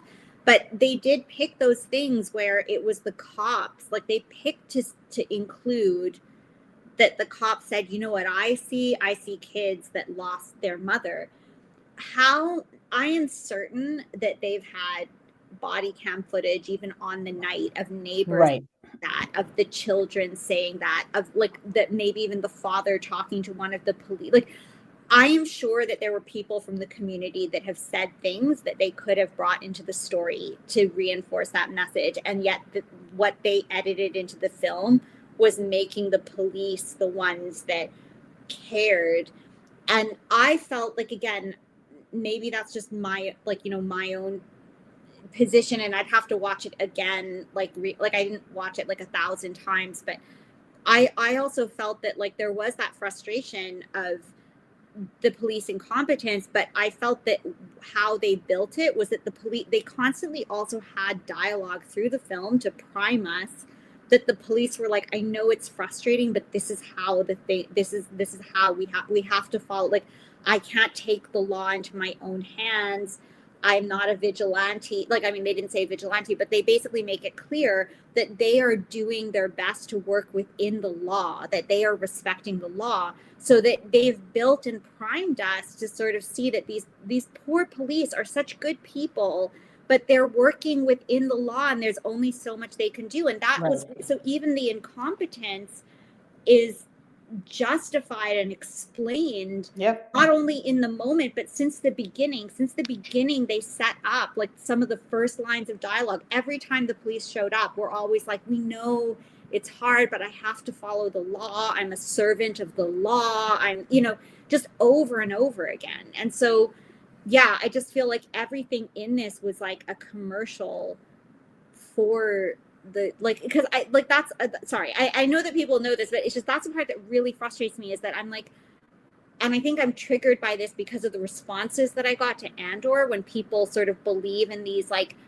historical event narratives on top, and that this idea that just because it's body cam footage, that this cannot be remade and reshaped into any story that is the messaging that people want. Like, that does not change it. And actually, something that I watched recently, that there's this woman, this Canadian reporter, Samira Moyedin, and she just recently, I think yesterday, did a little, she does news coverage of like, especially like, you know, events that are happening around Israel and Zionism in the Toronto area. But there was an IDF soldier that came to speak at a university who actually smashed through a door and was attacking and beat the shit out of two girls. Yes. And Sarah covered it, and she did a great thing just to show, like, it's so interesting that like this is what they showed, and they showed like the video, and then she's like, and here's some other videos, and here's this, and it's the same kind of thing. And you can actually just see, even in that little example, of how like that narrative can get curated in however people want. And so I think that's where I feel very frustrated, because I feel like this is the sort of pushback when we're dealing with blockbuster films, or people that are like, I read the comics and I read this, and this is true to the narrative, and in the Star Wars universe there's this and this and this, and they get caught up in this false idea that they are being told a true narrative through these events, when there is a messaging and a priming and a shaping of your perspective that's happening underneath. And that's my frustration, that I'm just trying, you know, and that's why I kind of hope that maybe people seeing how well curated and edited and selective this documentary is can sort of maybe shed a light on how all of these films are shaped a little bit. Yeah, super appreciate that. Just a note on like the propaganda debate, Renee, too, which we can maybe come back to it later. And I'm fine with you taking like the hard line on your position, like, you know. But I do want to just clarify for folks that, and maybe it's also unclear, maybe I'm unclear in how I'm phrasing it too, is that I think the strategies of propaganda are totally historically grounded in what that, you know, broad genre, which has a lot of different forms, is. I am more talking about the technique and the like, and the use of certain forms of like the body cam also, again, and I want to come back to it later when we talk, maybe we connected into our conversation we had about the Alabama solution, which I liked more for other reasons, partly because I know who the Free Alabama movement is, and I was happy to see them get a platform in a certain way.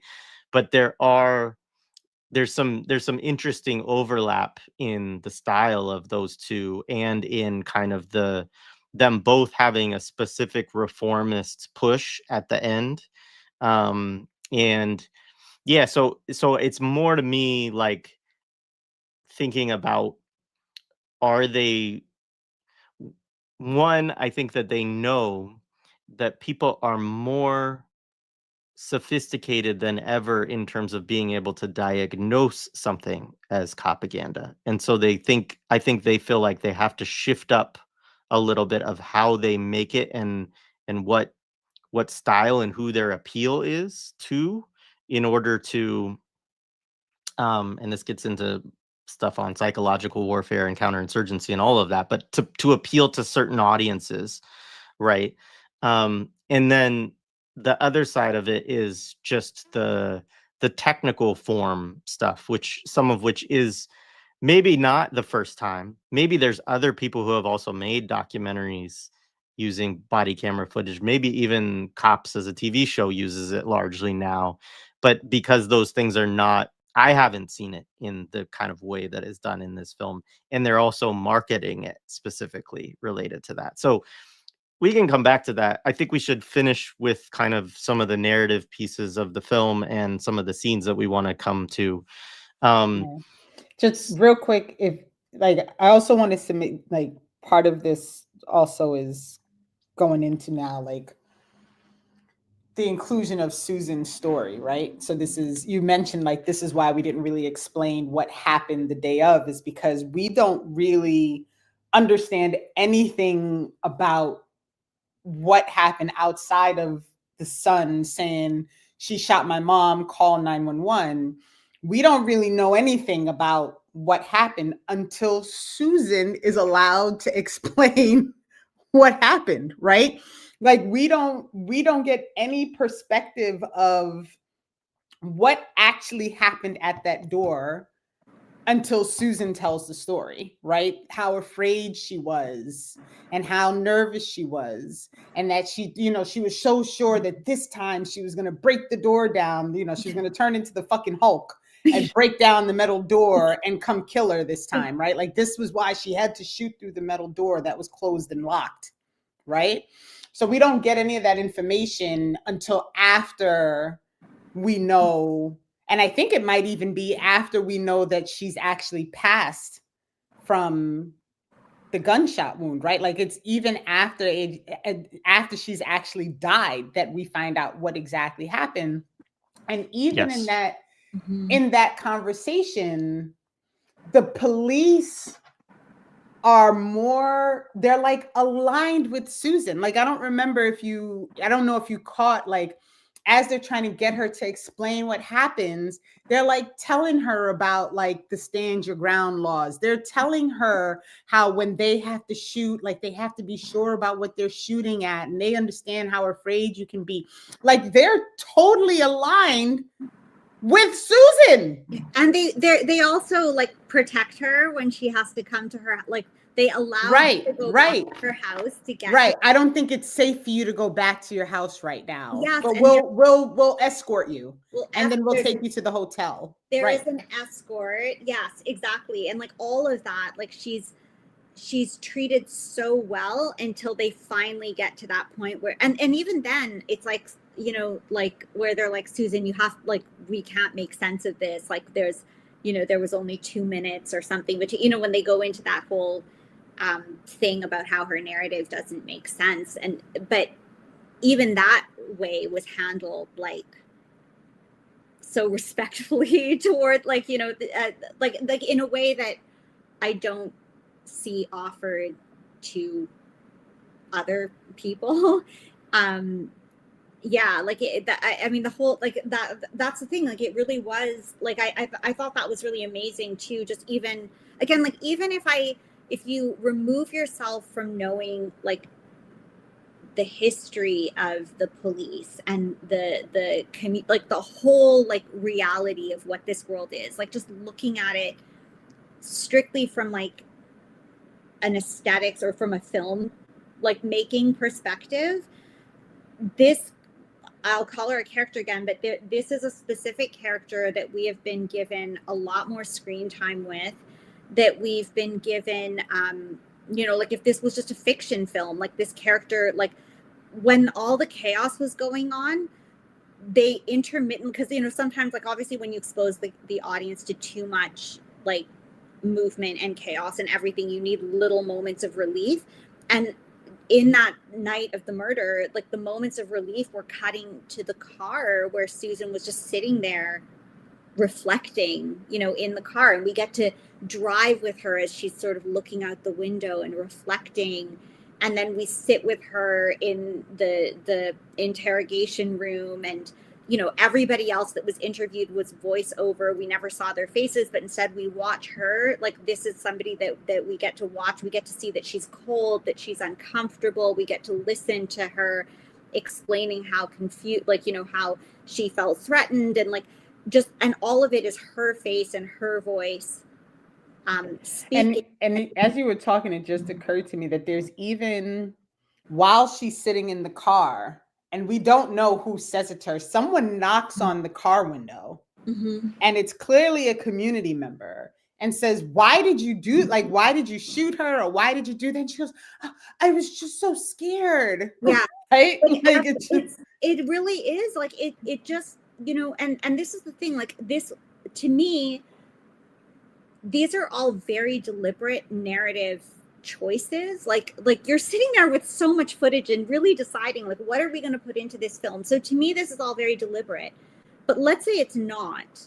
Let's just give the benefit of the doubt that it was just like instinct of how they wanted to do this film. Then I think the inherited internalization that like this white woman holds more like value as a human being than anybody else is equally problematic. If this was done as like an ignorance thing, then you have a very biased director and editor on this project that just has no, like, that is incredibly biased, and just naturally dehumanizes non-white people, or this is also, or it's a bit of both, or it's very deliberate. But to me, like, as somebody that would know, that would be, like I said, they've been using very specific narrative strategies through the whole thing, like how, like I said, the Luke Skywalker thing, even how they set up Susan and all this stuff.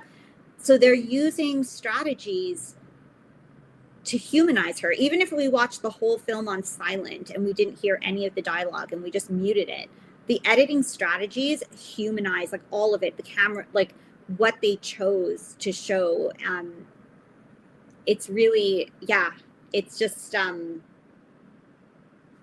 it's insane. Like I just find that it's just very heavily biased towards her. And then even after the death, I don't know like how you felt about this, but I also thought it was really disturbing the way that they showed the community mourning, was very romanticized and very,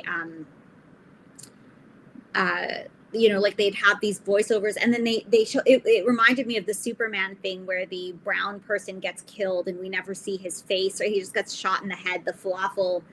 The Indian posing as an Arab falafel vendor or whatever that gets shot, and we don't even see after he gets shot. We only see Superman crying about how he died.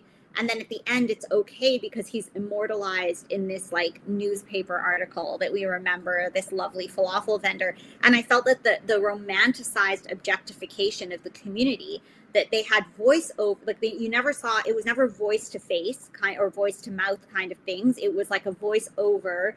And then these shots of the community mourning, but in a hopeful way, like it's okay. Those othered people, they will heal, and it's all fine that this happened. You know, like it's everything. It's a happy ending now. Don't worry about it. Like everybody's fine.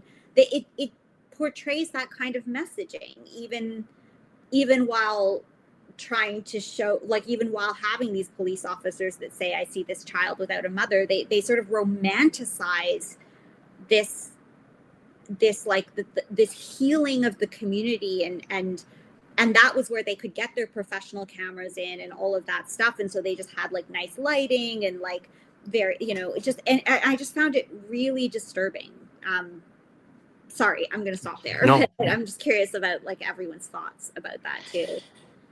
Yeah. So unfortunately to the chat, I do have to, we got about 20 minutes left because I do have to run and grab one of my kids in a little bit. But um I'll just share quickly some of my reflections on these scenes. I mean, obviously the scenes where the ex-husband or the husband, I guess he's an ex-husband, is told that she's passed, and you're there again, like the police officer's body cam photo as he breaks down, right? And it's just like gutting, right? And then he is told that he has to tell the kids, right? And the cops sit and watch that, like, and then you see the kids all break down.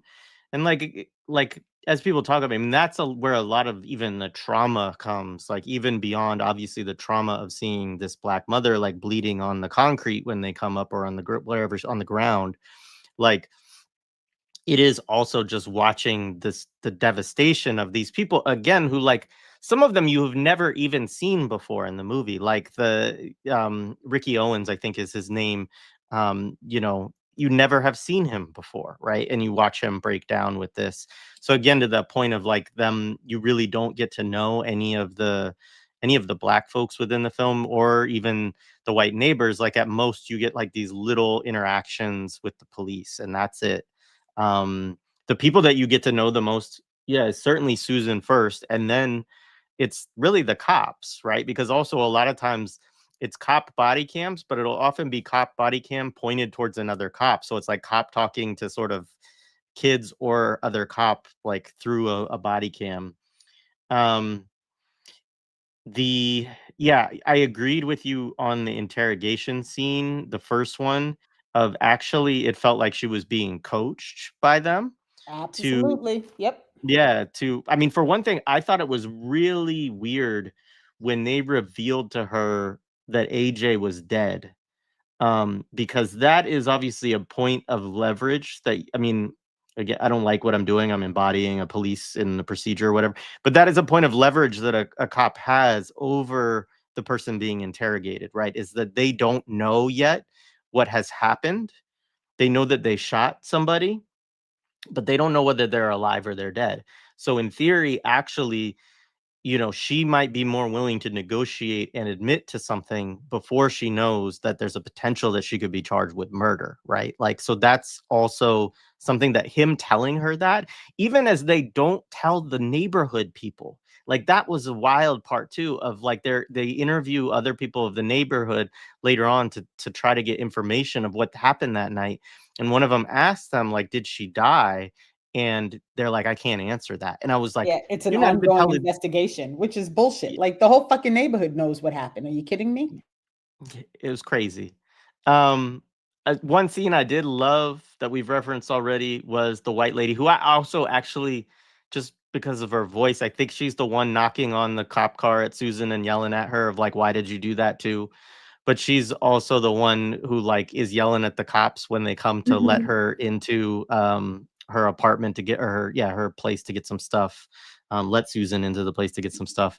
And they're like, make my job easier. And she's like, are you fucking serious? Like, and I just, that was the one moment of like, at least there's one or two people in this neighborhood who are fed up with these pigs. Like, but yeah, I mean, it's hard. And to the point you talked about the mourning, and another aspect of it that I think the movie really doesn't show, it gives clips of it, but it does this in a very specific way. Of it wants to show that there's community pressure to get them to charge her, right? Because she kills the lady, they interview her, and they let her go back to her place to get her stuff and go to a hotel, and are like, we're investigating this, like, which is again is one of the for her safety, yeah for they told her not to go back there because you could get attacked by some of the people who know you just she's shot their being mom. protected from this dangerous community that when the kids get older, they're going to steal cars and be on the streets, right? Like was alluded to at the beginning.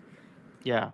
So the only other thing with that is that there was a lot of pressure put on this sheriff's department by both the community, but also other groups that swooped in, that follow police brutality cases and race murder, racial murder cases. NAACP gets shown, others, right? There was a lot of pressure for them to charge Susan.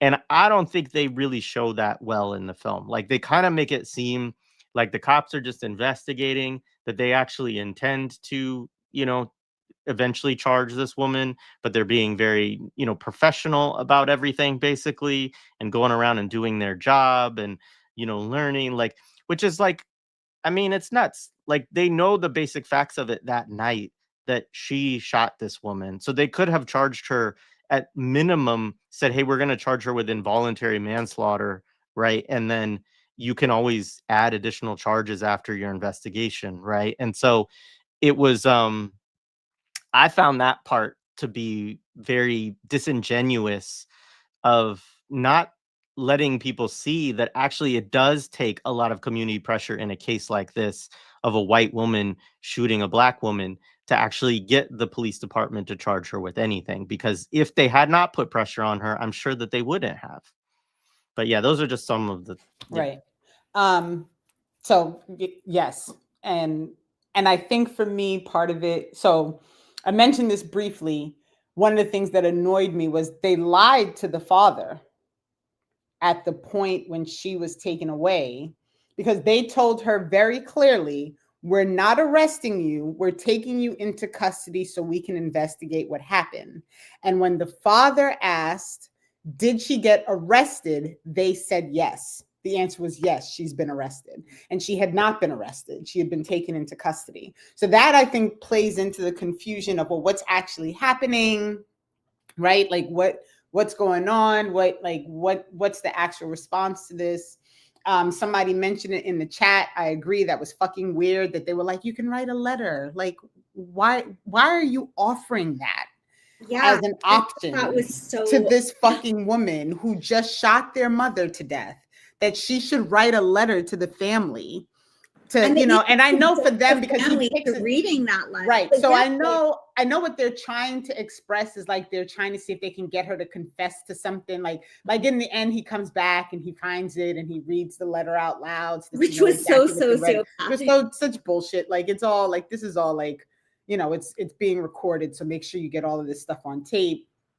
So there's that horse shit happening. They are not clear on how much work the community had to do to get her, to get it to come, because it took.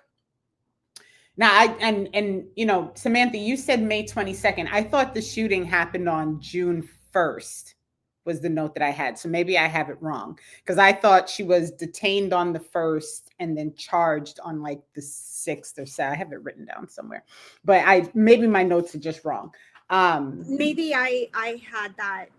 I could have been, but there was a June, like they did end up doing June 2nd, yeah, 4th, like right, because it tracked the days between when the shooting happened and when they actually arrested her, for the murder. And are probably, sorry, yeah, I think your notes are probably better. Okay, so I just wanted to go ahead, internet.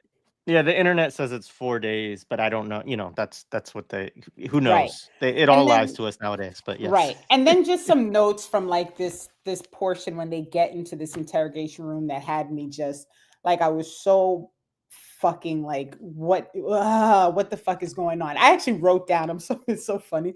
I wrote down, they told her to write a fucking letter. I have this written in my notes on the page.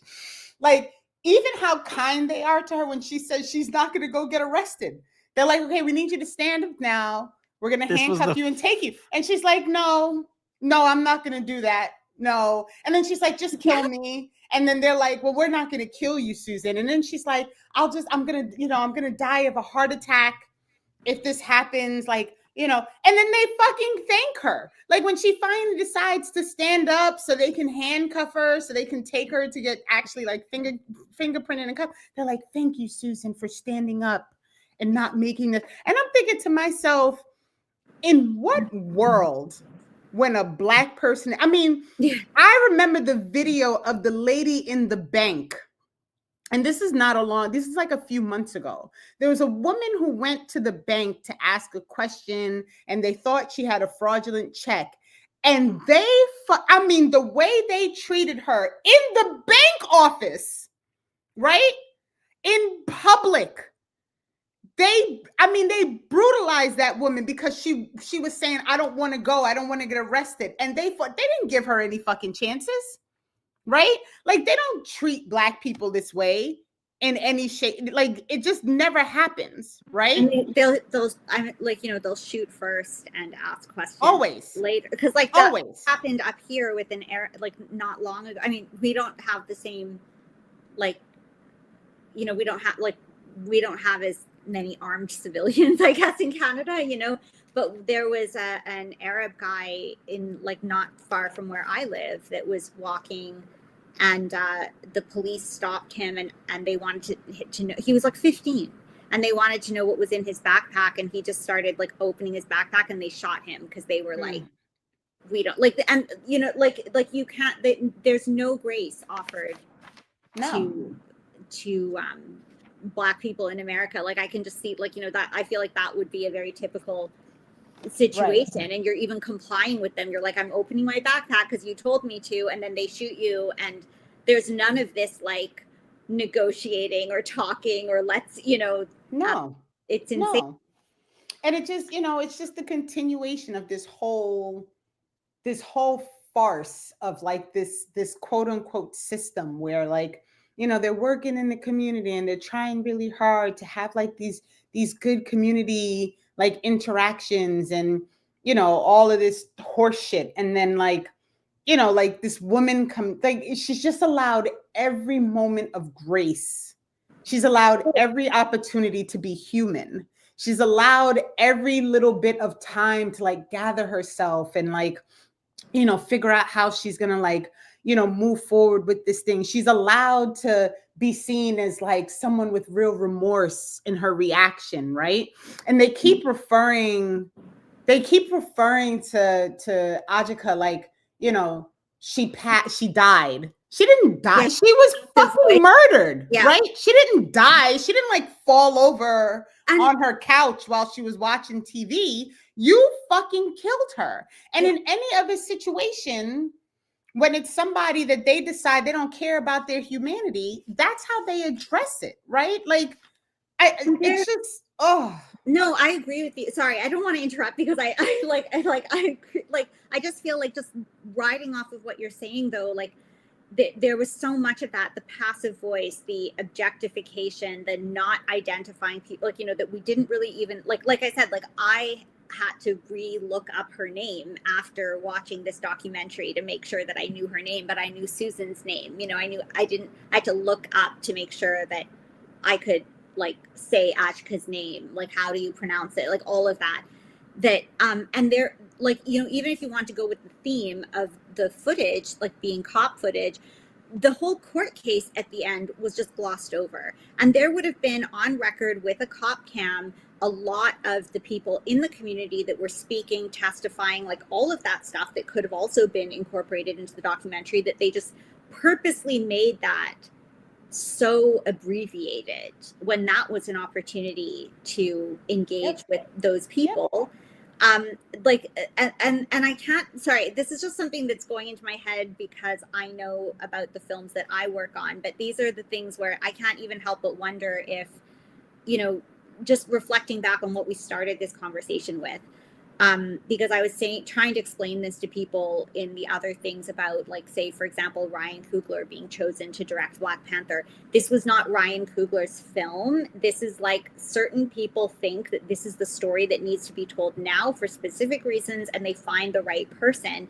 And just hearing you speak, Renee, is just making me think, like, this is also a story that if they're fishing through a lot of stories that they would want to try this kind of technique, this new way of visual storytelling, this is a story that lends itself to showing how reasonable the police could be, and then finding the director to tell that story.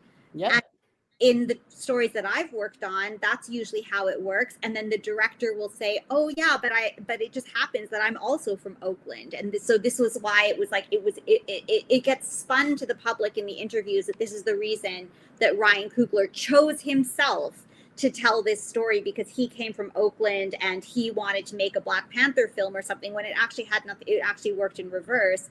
And hearing you speak makes me wonder if that strategy was used in this case. I would not doubt it. And my last note that I didn't, and I just want to make sure I say it out loud, is in talking about the community in the book, is I caught a quote as they were talking about the little boy that she caught on, and they referred to him as a little Black male, right? Like, not like there's a Black child, a male Black child, a little Black male. And just a reminder to everybody that we are always, in every situation, Black children are never children. They're always little adults. And that is why they're seen so frequently as dangerous.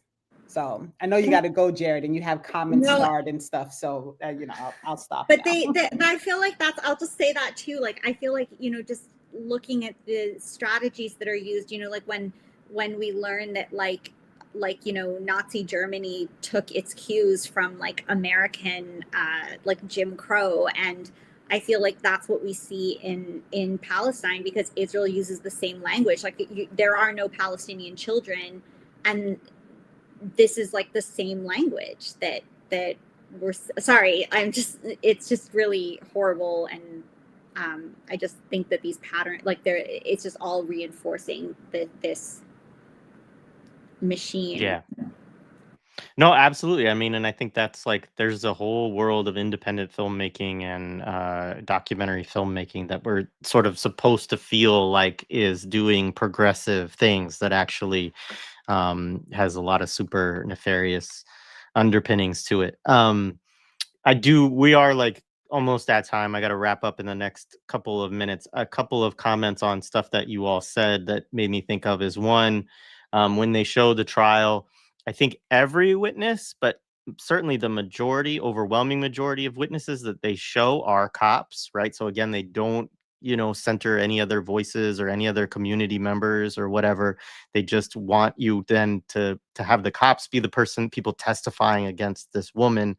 And I think that's like one of the central aspects of this film too, that is not a unique within the broad Copaganda, multiverse, but just to say that, like, cops in this scenario are, of course, going to be seen as the good guys, in part because they're the ones who are responsible for bringing justice to this Black family against this racist white lady that, even as I agree she's given more humanity and everything else within the film, I also think she's like, I don't know how anybody could watch this film and not hate this woman by the end of it. Like, I also felt that way.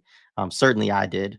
And so it also like enforces this, like, the racist white, vigilante or really crazy person, because that's also, they're always talking about her pills and other stuff like that in the film too, is the greater risk to this Black community, and the cops are actually there to protect or to bring justice, even though that doesn't happen in the film, right? They're not protected by them or anything else. Like, that is kind of narratively what it is encouraging people to see.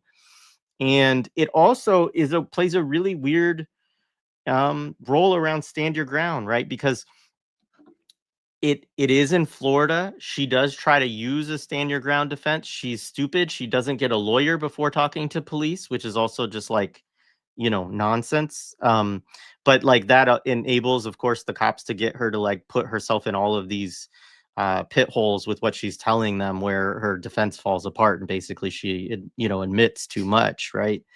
If she had an attorney from the beginning, I don't think that she probably gets convicted because of all the things that she ends up revealing to the police. But that is very interesting, right? Because it both shows that stand your ground, like, it could be an argument, stand your ground works fine. right? Because we got the lady who tried to use the defense, and see, we don't let it be used in ways that it's not supposed to be used. So it's like somebody I was talking to called it reverse bad appling, stand your ground. Like, you find the one scenario where somebody tries to use the defense and it doesn't work. So then you could use it to actually justify that those laws are actually fine. Or conversely, you could use it to sort of say you need to reform them, right? But even still, it's like a very limited. Still upholding the system, though. It's still protecting an ultimately just system that just some might need some nudging, or Yeah, it's at most like a discussion that, opens the door for talks about minor tweaks or whatever, right? And so that's it. I do have to jump off in a minute. I will pull through some chats. Very super private and intimate moments that probably shouldn't be seen by outsiders. Imagine your most painful moments being used for entertainment. Yeah, and I don't know how the family felt about that. Maybe they said, fine, but it did feel that way to me watching it, of like, this type of trauma should just not be used for this type of medium. Go ahead. No, it's just because, like, I just want to say, like, the tools that are used, like, even like, this idea of like humanizing Susan, it doesn't necessarily mean that we have to like her, but they've super individualized, like they've really like that we really get to know her more. She's put I mean, disliking her means she's humanized. Yes. You don't ignore her as a person. You don't, Yes, right? You have a visceral reaction to her. And I just want to, and as a film, like, again, like, I'll just come in and say this, like I'm just going into my artistic mindset. Like, if I were faced with challenges working on this film, like if I'm sitting there at work right now with the directors or whatever, like, there are ways without showing your most vulnerable moments, there are ways that they could have humanized the children before they had enough footage. You could have, if you had gotten to know some of these children and then their mother died, this film would have been a very different experience. That loss you would have felt that loss as an audience member, and that loss could have been felt in that way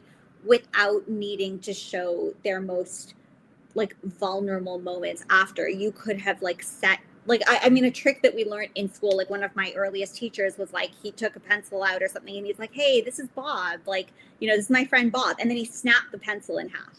And just by like setting up that, like, we kind of got to like create this character and then it got broken, was horrifying. And so that's a technique that they could have used without invading the family's privacy, and they chose not to edit the film that way. And I think that's that whole invisibling, that whole thing of like calling these children like young Black men or something, like all of that stuff, the romanticized post, like the time of mourning that also talked about like that, like that showed that the community will prosper and flourish or something, it, like, there were just so many choices that were just very demeaning and stuff. So I'll stop there. But appreciated. Could easily go another hour with both of you, but I do have to run and grab my son real quick. One good comment from Ntume here that is a good one. That Toshiro Matsumoto said there is no difference between documentary and fiction, since the frame of a picture is inherently limited. There are always ways to edit, and camera guides your perspective. And then this question, which maybe we could take up at a later date. I'm curious about this too. I imagine that they FOIA'd it or something, but there had to have been some kind of agreement. Maybe the police department was happy to do it. FOIA'd from the family, and the family turned it over to the directors. Yeah. Okay.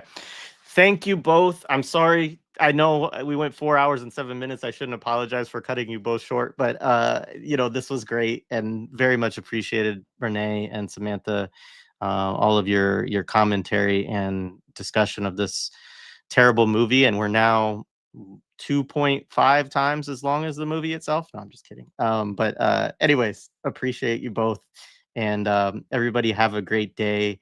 I'll be back on Millennials tomorrow for a conversation with Louis all day. So hopefully I'll see some of you there. All right, everybody have a good day.